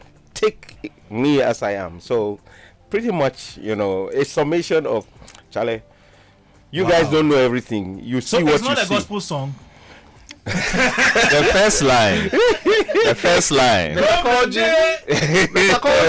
Jesus. I think rather than say gospel, Inspirational. is if you believe in But Jesus, Jesus didn't no, but you see those are trick. we will deal with those issues, I'm sure, as time goes by, because you can't say, because several years ago somebody released a song, shake that booty in the name of Jesus. Take that booty in the name of Jesus. Does that mean it's a gospel That's song? my case. Yeah. I give No, up. but it's in the name of Jesus. Yeah, if you don't bring yourself. Our people say that. Yeah, I I'm have. meant to mention Jesus Christ in Yeah, but that's the gospel. problem. We need a lot of education to fix some of these problems. And, I agree. and the reason why these problems persist is because some of the very powerful church leaders keep repeating these things without necessarily checking Yeah. for details. You know, I've had a few back and forth with many people, Yeah. but I'm sure that's for another day. But the good thing about this, the opening of the song is, if you believe in Jesus and you are going through something and you are feeling really down, he reminds you, Charlie, call the person you believe in. The irony of this is that he's Muslim. Yes, but no, but here's some fact. The Muslims also believe in Jesus. Yes. Yes. So yes. I think he also has brilliantly found a way to balance being a Muslim and acknowledging Jesus in this song. It's the takeaways, the brilliance of what has happened. Now analyzing this is just so much, you know, because he doesn't have to be a Christian to remind you to honor your faith. Better It's call like, Jesus. Charlie, we're all down there. So if you believe in Jesus, better call him. Yeah. And it's a great advice. You can get that from anybody on the street. You know. Great. But the fact that, you know, he puts it in a song in a way that it stands on its own is great. It doesn't necessarily make it gospel. It's a great advice. Okay, let me come to you, Beats. What do you make of he seeking divine help, even from the beginning? Divine help. No, it's a good call for the Christians. Yeah. So there's a part that confuses me. Okay. The part he says, I've seen the hope and it dawned on me everything could have been lovely. Yeah. Does it mean things didn't go well? No, I think sometimes, sometimes it has to do with inflections during singing. If the rise and fall doesn't match the melodic flow, you can send a mixed signal. Okay. Prosody. There you go, prosody. You know, you can. I'm coming to that. I have a big problem with that. Yes, and So- there's quite a few of them. Prosody is waiting to be explained. Yes, so there's quite a few of that so much. challenge here. Yes. You know, but the fact that the melody, he found a way to use the melody to to at least downplay the many challenges of prosody, you know, is why I think we'll have to give him a pass. Okay. But then, yes, there are quite a few things here. When I was going through, I was trying to, in my head, like, okay, on this thing, you know. So before I don't forget that Prosody is part of us, let's know who he is. But you see, he just explained prosody. Oh no, please explain again. Please again. What is prosody? It's well, the interplay or the relationship between the evolution of the music itself in context of what the lyrics and the delivery is suggesting. Okay. The two have to complement each other. Oh, okay. Else it might send mixed signals. I know you hinted at it because you asked a question about the key the song was in. Yes. Earlier. You said it's in what key? C. C. Just C. Major. C major. Yeah. Do you know why you asked that question? I know you're you're very music literate. Yes. You asked that question because it's most people will agree or say it's a happy key. It's a happy key. Yeah. Good. And the song isn't necessarily a happy happy song. It's a song. melancholic. It's melancholic. They found a way to make it work because of the approach to melody and rhythm. But at certain points, it may fall short because his writing and singing about certain things where I said the only critique I had to the production was I felt it lacked a certain evolution or lift that would mirror certain things that the melody and his delivery was suggesting. Right. Do you remember that? Yeah. But you asked So Ubeatz this a question is- and he said to Yeah. make the Christians happy. But I also have part submission, part question to you, Kwame Dadzie, and your producer. Please do ask. Why is it that every artist in Ghana, mainstream, successful, or underground, Yeah. have a song about haters? Maybe he knows something we don't. Haters. Obia was song about haters. Because everybody thinks he or she has somebody who hates him. So maybe Black Sherif knew why he wrote what he wrote. Because I am just saying, I am not the artist here.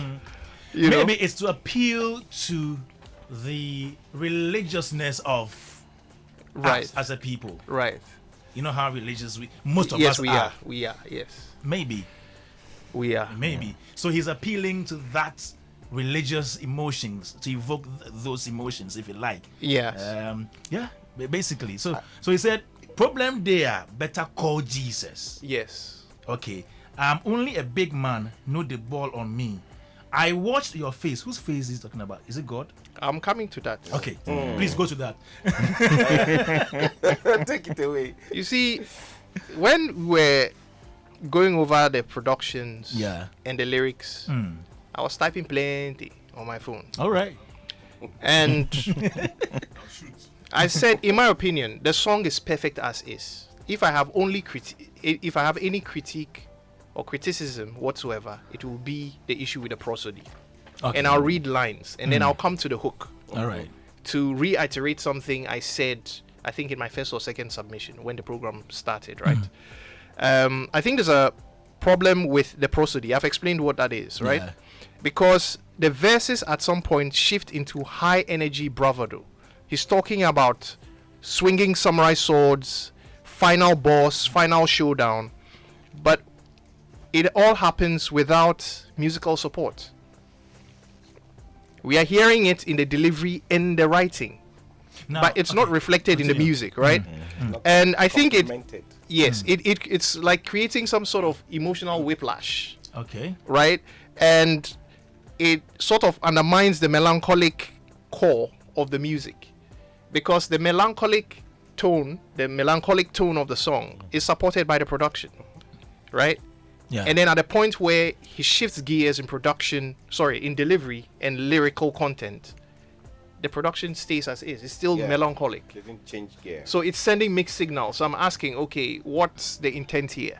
Do you understand? Think of it in terms of watching a movie. Okay. In Ghana, we used to call it kut kut. Okay. Some slow, then there's a final showdown. You see the bad guy. Everything changes. In fact, if you go to film school, there's a general idea that if it's blue or purple, somebody is going to die.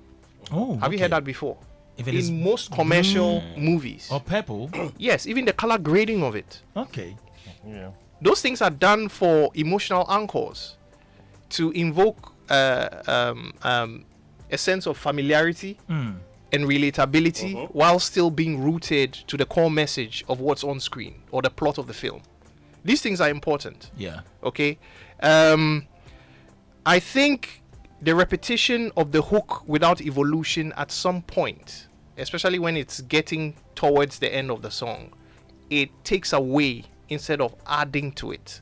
And I wrote a note here. I said the hook repeats identically multiple times without progressive meaning. As the song and the message evolves into where he has ultimate triumph over whatever setbacks he's fighting, the hook has to evolve while staying rooted to what it formerly was. So if you follow it, you see, but I'm just another guy, just another guy. It repeats till the song ends. Yeah. How about this? In the first instance, I'm just another guy. That's resignation. Okay, this is songwriting 101. Like if you study songwriting in Berkeley places, they teach you these things. You have to be intentional, but it's so cleverly done that people don't realize the method behind the madness, but it makes it so efficient, right? So the first time it appears, or the first two times it appears, he maintains how it is in the song. Yeah. The second time or subsequent times it appears is still just another guy. Still just. Retreating. It solidifies the defiance in the lyrics. Just another guy, just another guy. Just another guy, just another guy. Just another guy, still just another guy. You don't change the number of syllables. So you still maintain the same melodic cadence and so on and so forth. The final showdown, because it's a crescendo, you're at the mountaintop looking at everybody else. You've won the battle. Right? Right. Just another guy, more than just another guy. Resolution. And here there is more than just another Do you guy. see the difference it creates? I'm just another guy, but I'm more than just another guy. Resolution. So initially, he's telling us he's just another guy. Yes. He has his weaknesses, he has his flaws. Yes. But now he's more than just another guy. No, still just another guy. Okay. Still just That's where. Just, okay. So the second time, I'm just another guy, still just another okay. guy. Cementing his defiance. Because he said, I am human, I have my flaws. But what I'm going to do, I'm still going to do. I'm still going to get to the top. Regardless of the setbacks, right? Yeah. The last time, because he's now sung about the fact that now, Better Call Jesus in the beginning, somewhere along the end or getting to the end of the song, he's told you that he's won and he's going to keep winning. So he's already established defiance, and then now he comes back to the hook. All right. I am just another guy, but I am more than just another guy.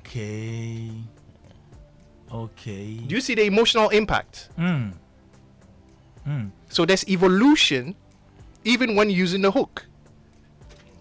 So Beats, it means in the end, Yes, he's telling us that even though he has his flaws, he has power to overcome them. absolutely.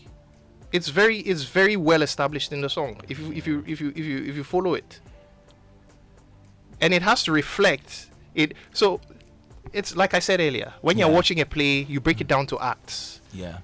If it's a movie, scenes. In music, it's there are verses and pre-choruses and you see, your typical song is shorter than the average play or movie script or screenplay, and you just have as much as you can get to express whatever it is. And this is why some of these things are very, very important to establish some of the things you intend to tell your audience or the listener. Great. You understand? So they're just minor tricks, but it might be 2%, but that 2% can make the difference between a song that is a 60 and take it up to 100. There are still more angles to explore in this one, but Austine Woode is online right now. Okay, so Austine Woode is a broadcaster and he's also versed in analyzing lyrical content of songs. Last 2 or 3 weeks, we did a Lumba breakdown with him. It was awesome. He is based in the UK now. He's a broadcaster. Let's get to him now and find out what he thinks about Sacrifice by Black Sherif. Austine.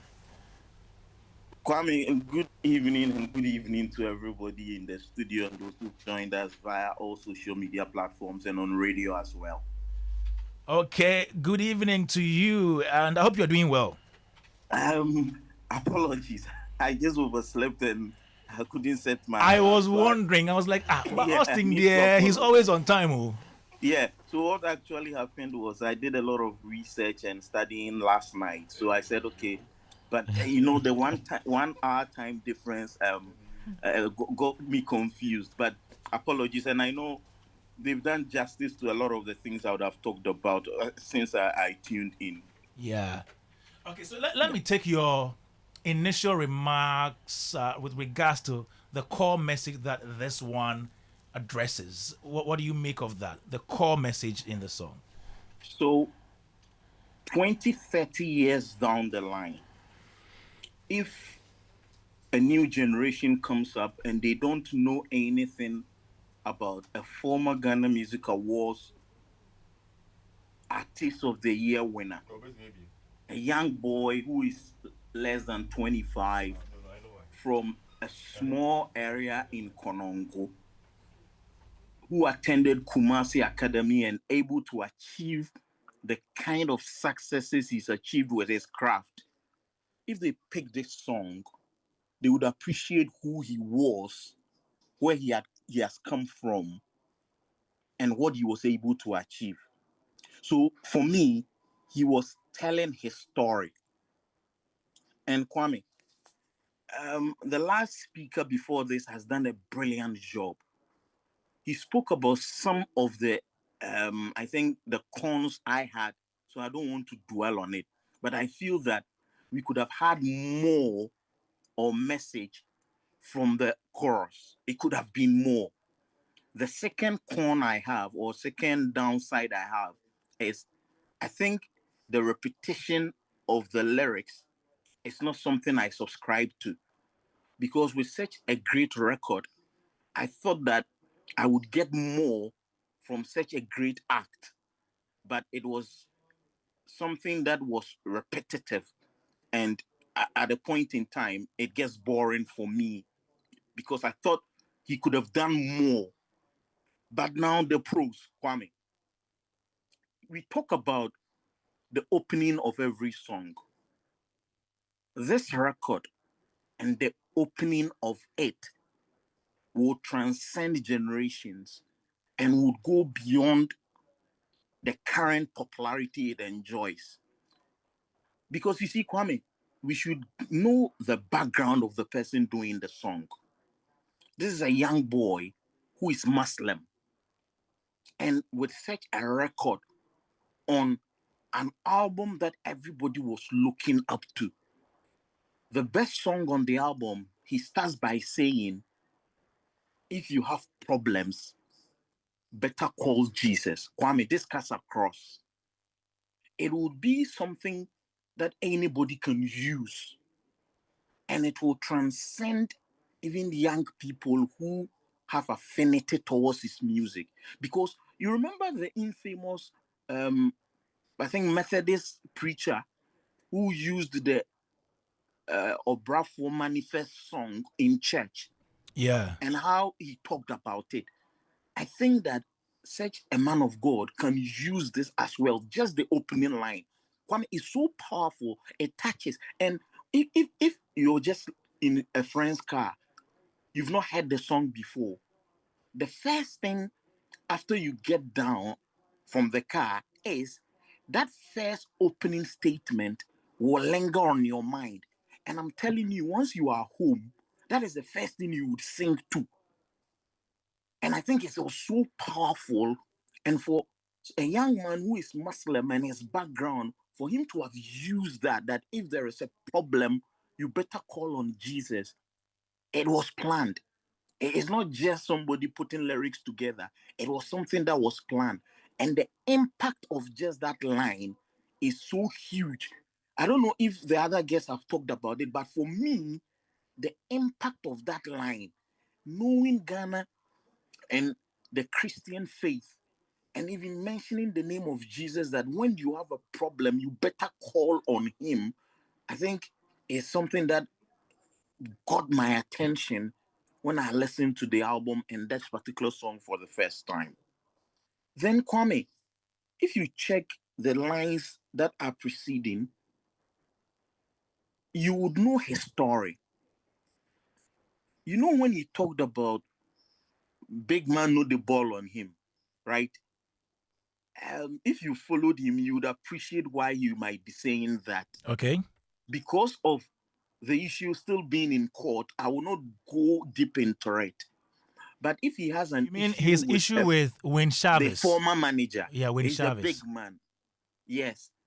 He also talks about anybody he has wronged, he apologizes for that. So I think that you can draw parallels from it. That even though he says that he has grown on his own, he has mastered his art, his craft, and that people who thought that that issue with the manager was going to be his downfall and that you cannot use that thing to overpower him, he comes back to say that everybody he's wronged. And that is a solemn pledge that he was putting across. He apologizes. Because Kwame, in the industry he finds himself, just a song would get people in their elements. Just an interview will get people mad at you. And just because he was on a platform that was promoting Ghana music, you remember what the Nigerians said, that why is it that they cherish a song, they accept a song, but he is on a Ghanaian platform by the authorities saying that only Ghana music should be played at a particular point in time, and the brouhaha over that. He believes that in the industry you find yourself, because Kwame, at that particular event, he never spoke about anything bad. He never said anything that should warrant what the Nigerians were attacking him for. But just because of that, people took issue with it. Just because he has not appeared somewhere for an event he knows nothing about, people think that he's grown wings. He believes that in this industry, you would wrong people. But when you wrong people, he is apologizing for it. Even people who misunderstood him, he's apologizing for that. And I thought that was a solemn thing he did. And he realizes where he's coming from and the industry he finds himself. He doesn't want to get into problems, go about tarnishing people, attacking people like others we know in the industry do very often. He remains that young man from Konongo with humble beginnings who is risen to the upper echelons of Ghana music. Austine. Then, Okay, sorry. then the last one until the others come in. The part he talks about just being another guy, brilliant submission from the last two speakers.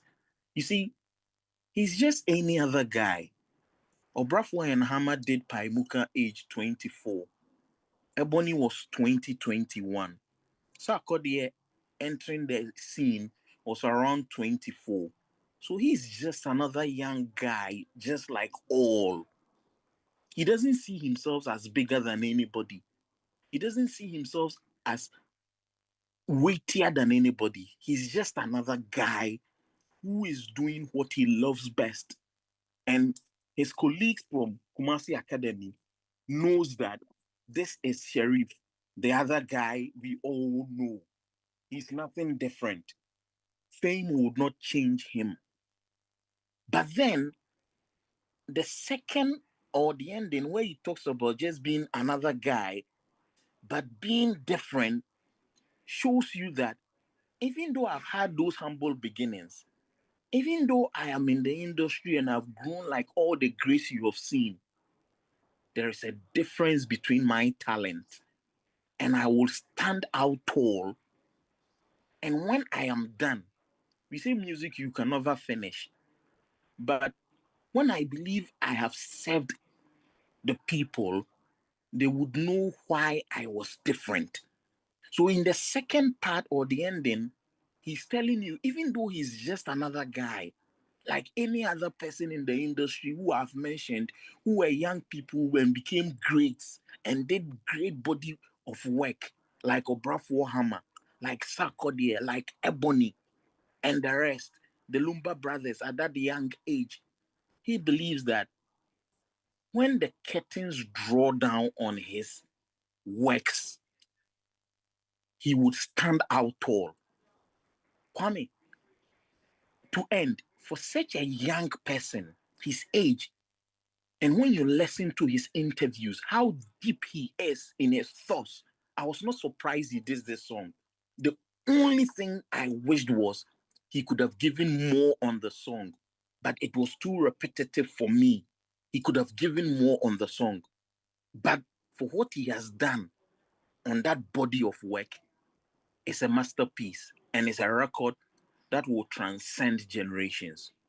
Wow, that is a brilliant submission there from Austine Woode. Austine, stay on. Let me come in here and maybe pick thoughts, 1 minute each on Austine's comments. Beat, Austine has mentioned the part where he said, "My apologies," and he was making an allusion to his issue with Wayne Chavez. I know you are so much aware of this Yes, whole yes, issue. this whole, yes. Yeah. Do you think this could be the implication of that particular line? Possibly. I think giving the facts of the case, I think it applies. I don't know whether that it was that specific incident that triggered it. And in as much as this is an issue, I'm very aware of, it did not occur to me. So when greetings to Austine. I always used to enjoy his submissions on Twitter Spaces, X Spaces, and it's brilliant mind. It's been a while. When he mentioned it, I was like, oops, wow, that's so valid, Yes. And I think that was a very brilliant angle, and I really love how analytical his submission was. It explains a lot of things that, I feel are valid, about the song. Yeah. Okay. And I think he mentioned the other guy. Okay, he mentioned that already. So you have anything to say about Austine? No, Austine did very, very powerful, very brilliant submission as usual. I can understand his desire, his expectation of more from the repetitive ending. Okay. But then, speaking from a technical place, I was just having a chat with Beatmenace, and I was telling him that some of the top artists are returning back to the studio to come and learn how to ad-lib. How to do riffs and runs. So some of them are actually not that good in that space where the feeling, because riffs and runs have to do with complementary feelings, not just the words, but feeling in with emotion. Can you demonstrate what riffs are? Just a minute. I know you were a singer, so don't do that. Don't do that. Can you demonstrate what riffs are? Riffs are usually things you sing into. You sing on top of something. Okay. Those. Okay. So melodic embellishments. Okay. So to further enhance the message. So sometimes some of them, like we're saying, he just started. One of the good things about some of them is them realizing that, Charlie, if I stay like this, I'll become predictable too soon. And they're trying to get back to learning.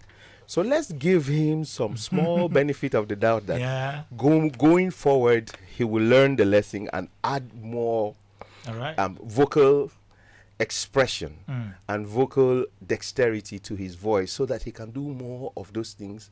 And, it makes him even more interesting in future. Beautiful. Hopefully, I'm looking at it from that angle, knowing what I know about top artists that are really good with delivery, but very poor with, ad-libbing and riffing and running, Okay, let me come to Ubeatz. Did you also think about the apology side? Did it occur to you that he might be referring to Wayne Chavez? Oh yeah, I did. I did. I mentioned it, but decided to just run by it. The parts that Austine said that caught my attention is the bragging part of the lyrics. Yeah. He related it to his style of music. Okay. And I think that was a good one. Yeah. Yes. Yeah. Braggadocio. Yeah. Well, if you come from the rap background, you have to brag. Yeah, Charlie. It's part of the thing. Yeah, crypto, dollar, see the safer. Call me, let's talk. Blackie champion. It comes with the territory. So So okay, Beatmenace. He used the word sumarai. I don't know if that's a pronunciation. Yeah. And that is a member of the warrior class in pre-modern Japan. Yes. That is an expression he used in there. Yeah. What does it mean in this context? Well, looking at it, where's the line even? I think that is on the first page. On the first page. Getting to the bottom. Well, obviously, in medieval feudal Japan, the samurais were usually people who were bound by certain oaths to certain family lines, clans to serve specific emperors or traditional rulers, and they lived by a very strict code. But usually, when implications of samurai are used in a more global context, it has to do with battle. It also has to do with discipline and loyalty. In fact, there's even a name given to samurais who defy the laws of their masters and go rogue. They're called Ronin, Ronin. Okay. Okay, so they live by strict code, and they have something called seppuku, where if you break your loyalty, you owe your life to the person you have wronged, where you have to actually kill yourself to save your entire family line from punishment. Wow. But I think You have to. Yeah. So in this okay, in this context, You have to Yes. devour yourself. Yeah. But Yes. in this in context, this context, Yeah. I think he mentioned 1,000 bullets. I was just about to come to Exactly. that. Oh, Very okay. on form. Yes. the The preceding line. samurais are good with Yes. salt yes. and their movements. Yes. already. Yes. He's talking about, I think, more of dodging. Okay. Adversity and Yeah. challenges. Adversity. In fact, he's actually highlighting adversity because right after samurai swings, he says, "What a situation!" Situation. Right. It's like It's- all these Yes. attacks. Yes. I was actually even coming to that. Yes. Now I was coming to that. I gave the samurai background, mentioned Ronin, talking about what it stands for, and I'm happy Ubeatz brought what he brought in because I was coming to that All right. to reiterate the prosody problem Yeah. because it's very extreme. You understand? Yeah.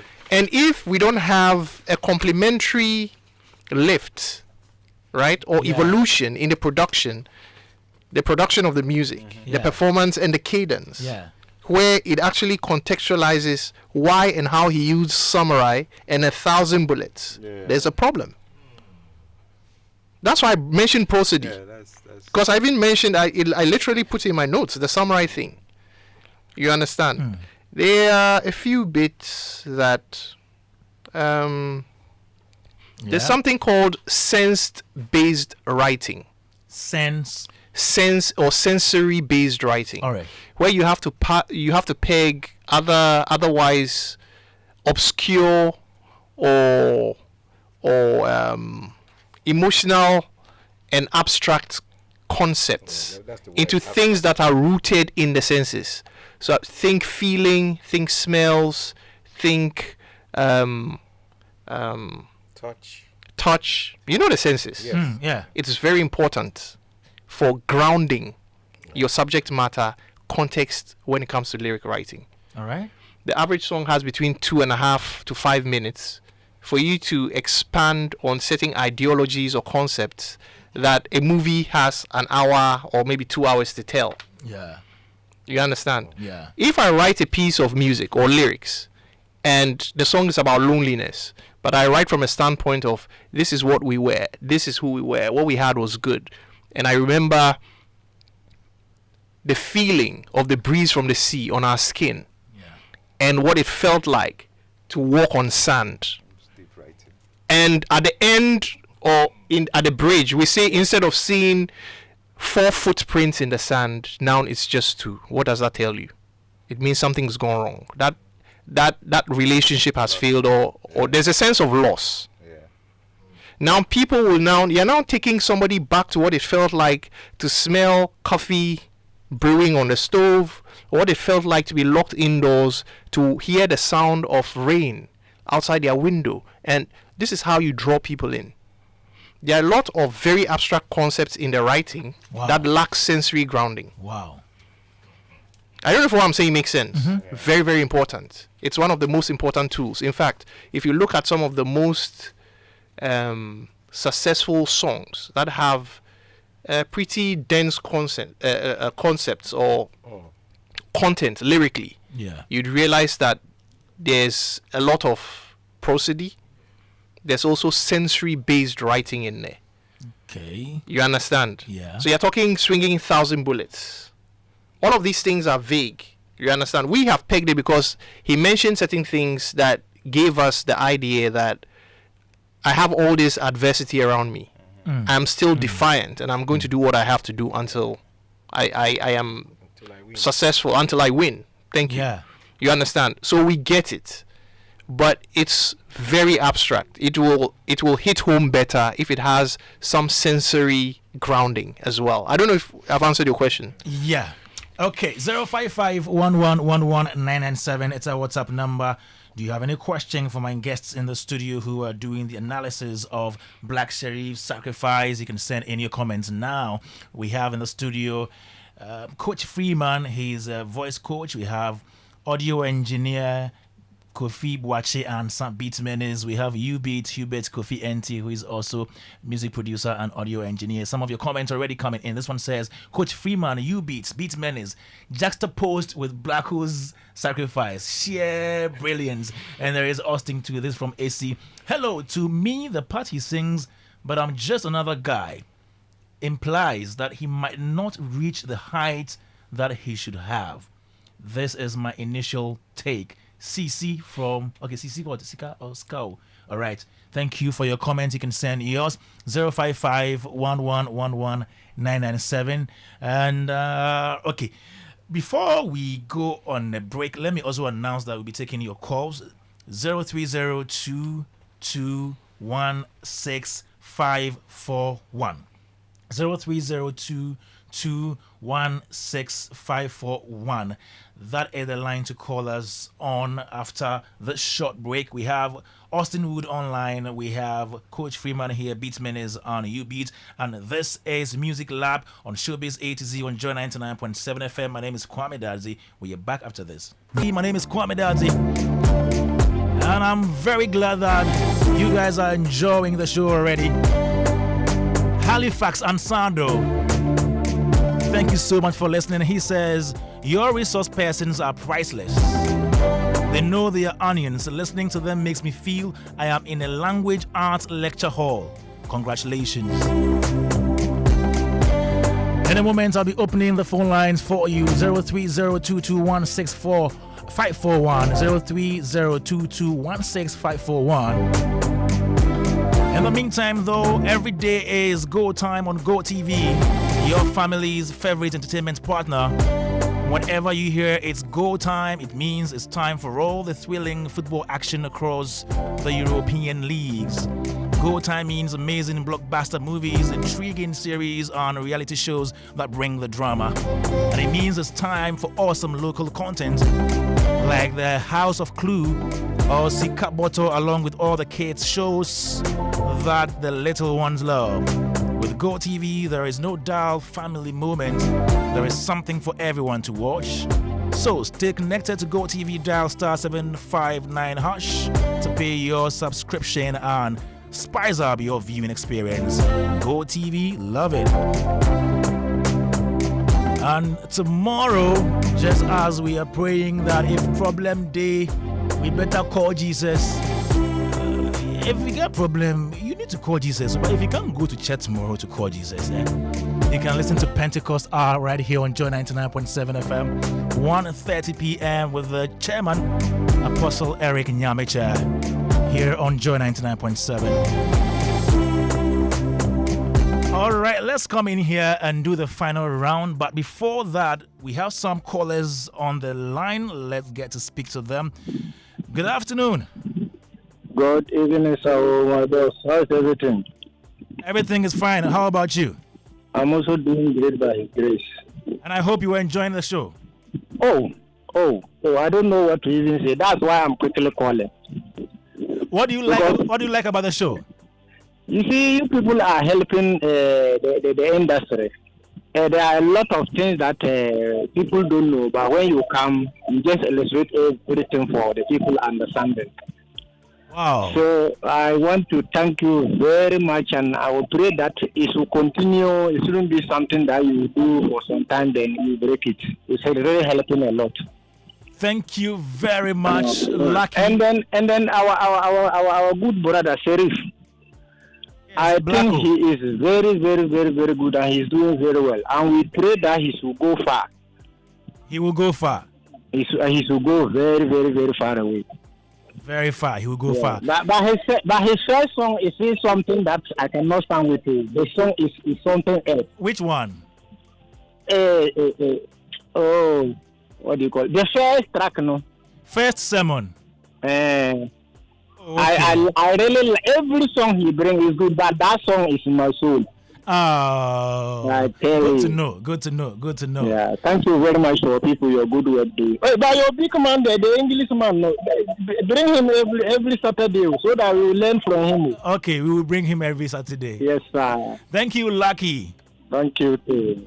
All right, so that was Lucky there. You can also call us now 0302216541. We are reviewing Black Sherif's Sacrifice here on Music Lab, and you can call in and share your thoughts on what you make of the song and the program.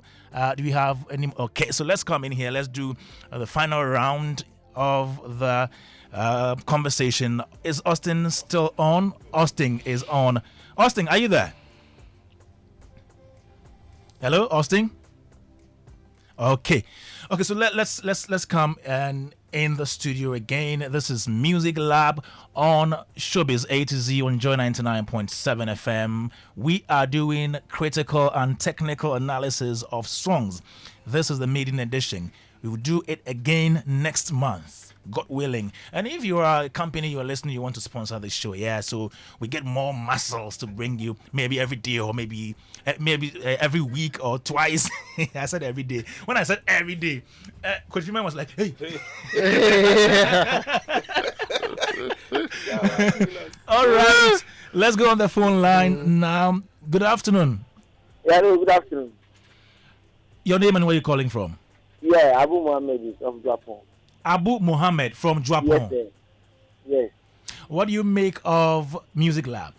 Yes, I want to commend you for, forcing the guy to break those codes because at the point I lost. So there is a one that he's not. You mean the terminologies? Okay. Yeah, those terms. So the way you keep forcing him to break them, telling him to break them down because we will keep forcing them, sir. Lost. There was one that I had wanted him to explain more, but he keep adding more till I have forgotten that one. Oh, which one? You forgot it. You should have written it down. So I would have, he explained. I think he was saying you appear like you did some speakers and all that. He should have given an example of one of those. Yes. Maybe Michael Jackson, some or maybe Celine Dion. Then maybe that will make me understand. Okay, so keep listening to Showbiz A-Z. You know, as time goes on, we'll be breaking down all those terms for you to understand, okay? Secondly, I also want to, just like you guys already said, we are Muslims. Yeah, we also believe in Jesus Christ. So we believe in Jesus Christ. So it is not. Okay, so what do you make of Black Sherif's Sacrifice? Yeah, you see, me, first of all, I always say that I respect, you see, musicians, those who sing. You have to have the special talent to be a musician. Any other statement that everybody make on the street, but as a talented musician, they will find ways and means to make it very good for you to enjoy. You understand? Yeah. So me, I respect musicians and those who act, those who will take pencil and then watch your face and they draw you like your own picture. Yeah. I think those guys, there are a lot of talented people around. They are athletes, footballers, and all that. But musicians and those who act, I think they have special talent. That's why I respect musicians. You see, when this MTN, like this bill, you say we should sing that Ayu song. Yeah. I recorded it too. Oh, you did? I play it back. When we were asked to sing it, you see how people were struggling. It was like they say you should run and people are walking. That's how people think. You see, so me, I respect musicians, so I'm not surprised people are breaking. That's down. a good one. Yes. Thank you so much for your time, okay? Yeah, Keep thank listening you. to Joy FM. All right? Okay, Joy 99.7 FM. Some comments here. This one says, listening to the analysis makes me wish I had gone into music. Okay. Music is so rich and interesting. I love the analysis, although I don't understand everything, Sarah. Keep listening. With time, we'll break it down for you, okay? We are in music school. Masterclass. Masterclass series. Okay, can we take some more calls? Maybe one. Okay. All right, so let's come in here and do our final analysis. Austine, please, are you on? All right, we'll get to Austine as well. Yeah, Kwame, I'm on. Oh, you are on? Yeah. Okay, we're doing our final round. Because you've slept, And we've done all the things. Oh, Austine. So let's start with you. Send a better time and then some. No problem. Okay. There's one thing I also wanted to draw attention to when he talks about holding on to his morals. Kwame, you listen to this gentleman and his interviews, and when you prompted me, we would be doing this because my father is from Konongo. I had to send someone to that area to go and check because it was this particular thing I wanted to appreciate more. And also those who were schooling with him in Kumasi Academy. I've spoken to a couple of them. Wow. Yes, yeah, because you see, I'm saying that, Kwame, for a 23, 24-year-old Obrafo and Hammer to have done what they did in 99, for Ebony to do what she did, for Sarkodie at that age to be that brilliant, and for Black Sherif at age 20 to have that deep knowledge in music, it is not something I find it, like the last caller said, it is something I cherish and revere. So I wanted to know, Kwame, indeed, he does not undermine and throw away his morals. So check every interview. Kwame, you see, the song tells you about who he is. Check his interviews. Do you see him coming off as someone who is a bad boy? I know it comes with the terrain, but you don't see those things that others at his age who had that fame are involved in. He's never like that. One, because of his Muslim background. Two, he knows his humble beginnings. So when he talks about he staying true to his morals, that was what he was talking about. And it is not just like they were talking about rap music and the braggadocio. No, this is something I have verified from where he grew up in Konongo, from the SHS school. That because at SHS, that is where you are developing and you can go into such vices. He is a good person. He is not a bad boy. Music is what he has found comfort in, and that has given him a voice. So when he tells us that he sticks to his morals and all that, I believe it because I have done research and gone to where he lived as a young person from childhood, and they talk about him as that good boy of his parents.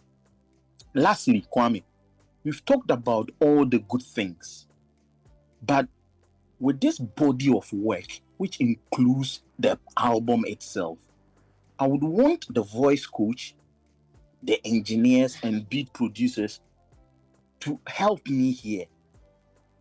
I think that he's matured from that anger he had in his first two songs or projects to a matured person doing a complete, wonderful album that will transcend generations.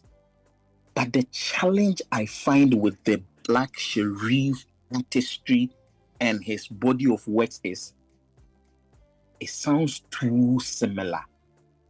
I listen to him on all the songs and there's no dynamism. I don't know how the technical people in the studio would explain it, but I want to see, because it is not rap he's doing, there can be little dynamism.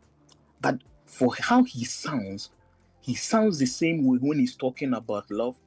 He sounds the same way when he's talking about ghetto youth struggling. He sounds the same way. I think that I have a challenge with that. And if I listen to his album, if it's not a particular one that speaks to my situation, I am skipping because, this is how he would sound. And I don't get the element of surprise from him on other songs. Thank you. Thank you very much, Austine, the controversial Woode. Austine, the research officer. Austine, I'm on for a fan World Cup. All right. DJ Manson says, big ups to you guys. And to you, Beatmenace says he can't wait to work with you. DJ Manson. Okay, Ubeatz before we go. Yes, we are using 1.5 minutes to do this. Yeah, that's the time and answer that. All right, Ubeatz. So about the the songwriting Yeah. abilities and all that. I recently got to know how the lady who wrote the "Kill Me Softly." Okay. Roberta Flack. No, she's not the original. Oh, the original writer. Yes, Okay, the okay, original okay. writer. So she attended this show, intimate show, and she saw a guy playing. The guy performer was playing a breakup song on a guitar, and the way he was strumming the guitar, that's how he got. to, Oh, like, wow. strumming his pain With his this song. fingers. Oh, Yes. strumming my pain with this song. Yes. So songwriting, like you explained, is so important. You have to see it as a picture. Wow. Listening to the song. Wow. So I think it's the beginning, like we said. I Next forgot to month. let Austine rate the song. So I'll go to him, but you finish. When you finish yours, you add your rating. Okay. You have 1 minute more. Rating as in As in on a scale of 0 to 10. to 10. Yeah. That is a good song. I'll give it 8. 8 over 10. Yes. Well, that's good. That's fair. That's fair. Because it's a hit song. Yeah.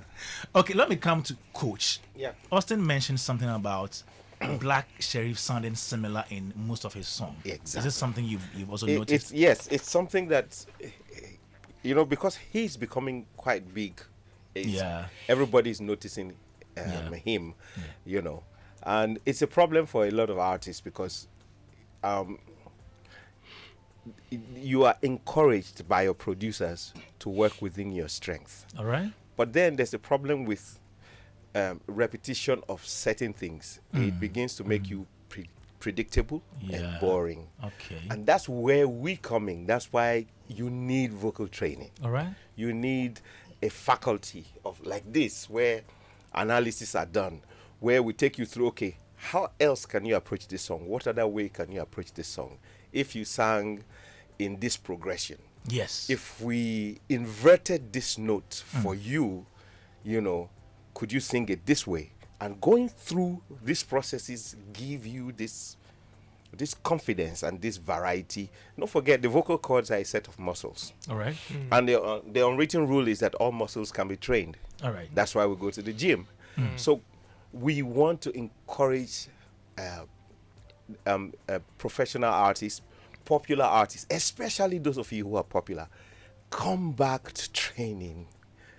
The people who determine who wins the Ballon d'Or, it's not the players, it's the coaches Yeah. and the referees. So the faculty determines your strength. All right. So stop looking for these guys out there who just listen to your finished work to clap for you. Come backstage. Let's fix some things for you. I'm sure, I had a conversation with this thing. They were running around, and sometimes the schedule can get really heavy. Exactly. But then as soon as you have a window, I enjoy that from Jackie. Every now and then when they have a window, they quickly come back for a quick touch up. Yeah. If you can't and she's getting better. Yes, and Yeah. so if you can't do regular, do intermittent. Okay. Whenever you get a chance, come back so that we're all here for you. Okay. Your rating? Oh, I'll give him 8. 8 over 10. He's for me, it's good, and 8 over 10 is quite high. Very high. Not Yes. quite. Very high. Yes, so I'm impressed. Okay. Beatmenace. Yes, sir. Final verdict. First off, I will give lots of vim to Blacko. I've right. met him in person once. This was before he really blew up. Okay. And he is a very charismatic, very lovable guy. Very good guy. True. And I'm a big fan. I love the song.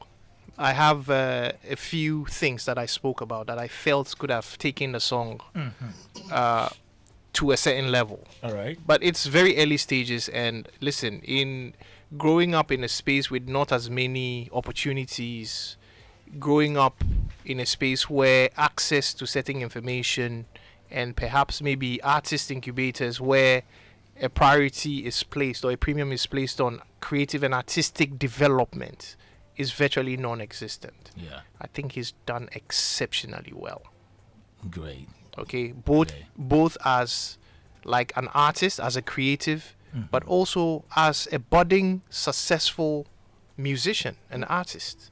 Because it's one thing you can have an artist who is brilliant, but who can't write hits. Those two are not interchangeable. And to be able to get a certain, achieve a certain feat on both sides speaks to how gifted he is as a human being, and perhaps the level at which he's able to apply himself to make certain business decisions as well as creative. Great. My rating, Yeah. I wanted to give him a 7.5, but I'll give him an 8 because I am a big Blacko fan. I would have given him a 10 if we had maybe some progressions where it was rooted in a lot of the technical bits that I mentioned. He would have had a 9 or a 9.5. So I'll settle between a 7.5 and an 8. Okay. But I'd like to say, keep doing what you do, Blacko, and Charlie, we did for you, Vim. So coach 8, 7.5, 8. Yeah. 8. Okay. I just wanted to add, because we now that this is happening, I'm thinking of a dimension. If he wanted to perform this song live, this would be amazing. I think I've heard a live performance. Yeah, Okay. but let's get back to it and see if we can add all these things. Okay. Take him through all this, and then Yeah. then that performance, that performed version becomes something that also elevates the song to another level. Awesome. Let me get to Austine again. Austine, are you there? If you were there, I'm here, Kwame. give us your rating quickly before we go. Yeah, I'll give a 7. 7. And my reason for that 7 is I'm much particular about content, Okay. because I believe that other things can come from other individuals making up music, Yeah. but the content is what songwriters and the musician himself or herself are doing. Okay. And this one, the repetition and little content, for me, is where it was the only drawback. Great. So a 7 for me. Okay, thank you, Austine Woode. But before we sign out, here is Black Sherif's explanation of his song Sacrifice. If I could, you wouldn't tell me to sacrifice it all. That's the soul of the song, that line, that particular sentence. If I could sacrifice it all, I wouldn't wait for you to tell me to sacrifice it all. That's what I'm saying, because sometimes you have to save some of you for you. You can't exert all your energy trying to save people and then you're dying inside. You know, you can do that for as long as you can, but you can't do that forever. That's all I'm trying to say. Do you understand me? Sometimes you have to save some of yourself for yourself. Thank you. All right, so that is the explanation that Black Sherif gives to the song Sacrifice. It's been another awesome edition of Showbiz A-Z on Joy 99.7 FM. And big thank you to you, Coach Freeman, Beatmenace, Ubeatz, Austine, the controversial Woode, and to my producers, Philip Nye, Anita Te, Olivier Fangnan. My name is Kwame Dadzie. This show was brought to you by MTN. Everywhere you go on Superstar Multi-Fruit Drink. So this is the maiden edition. We come your way with Music Lab every month. It's been great having you here. Once again, my name is Kwame Dadzie. Bye-bye.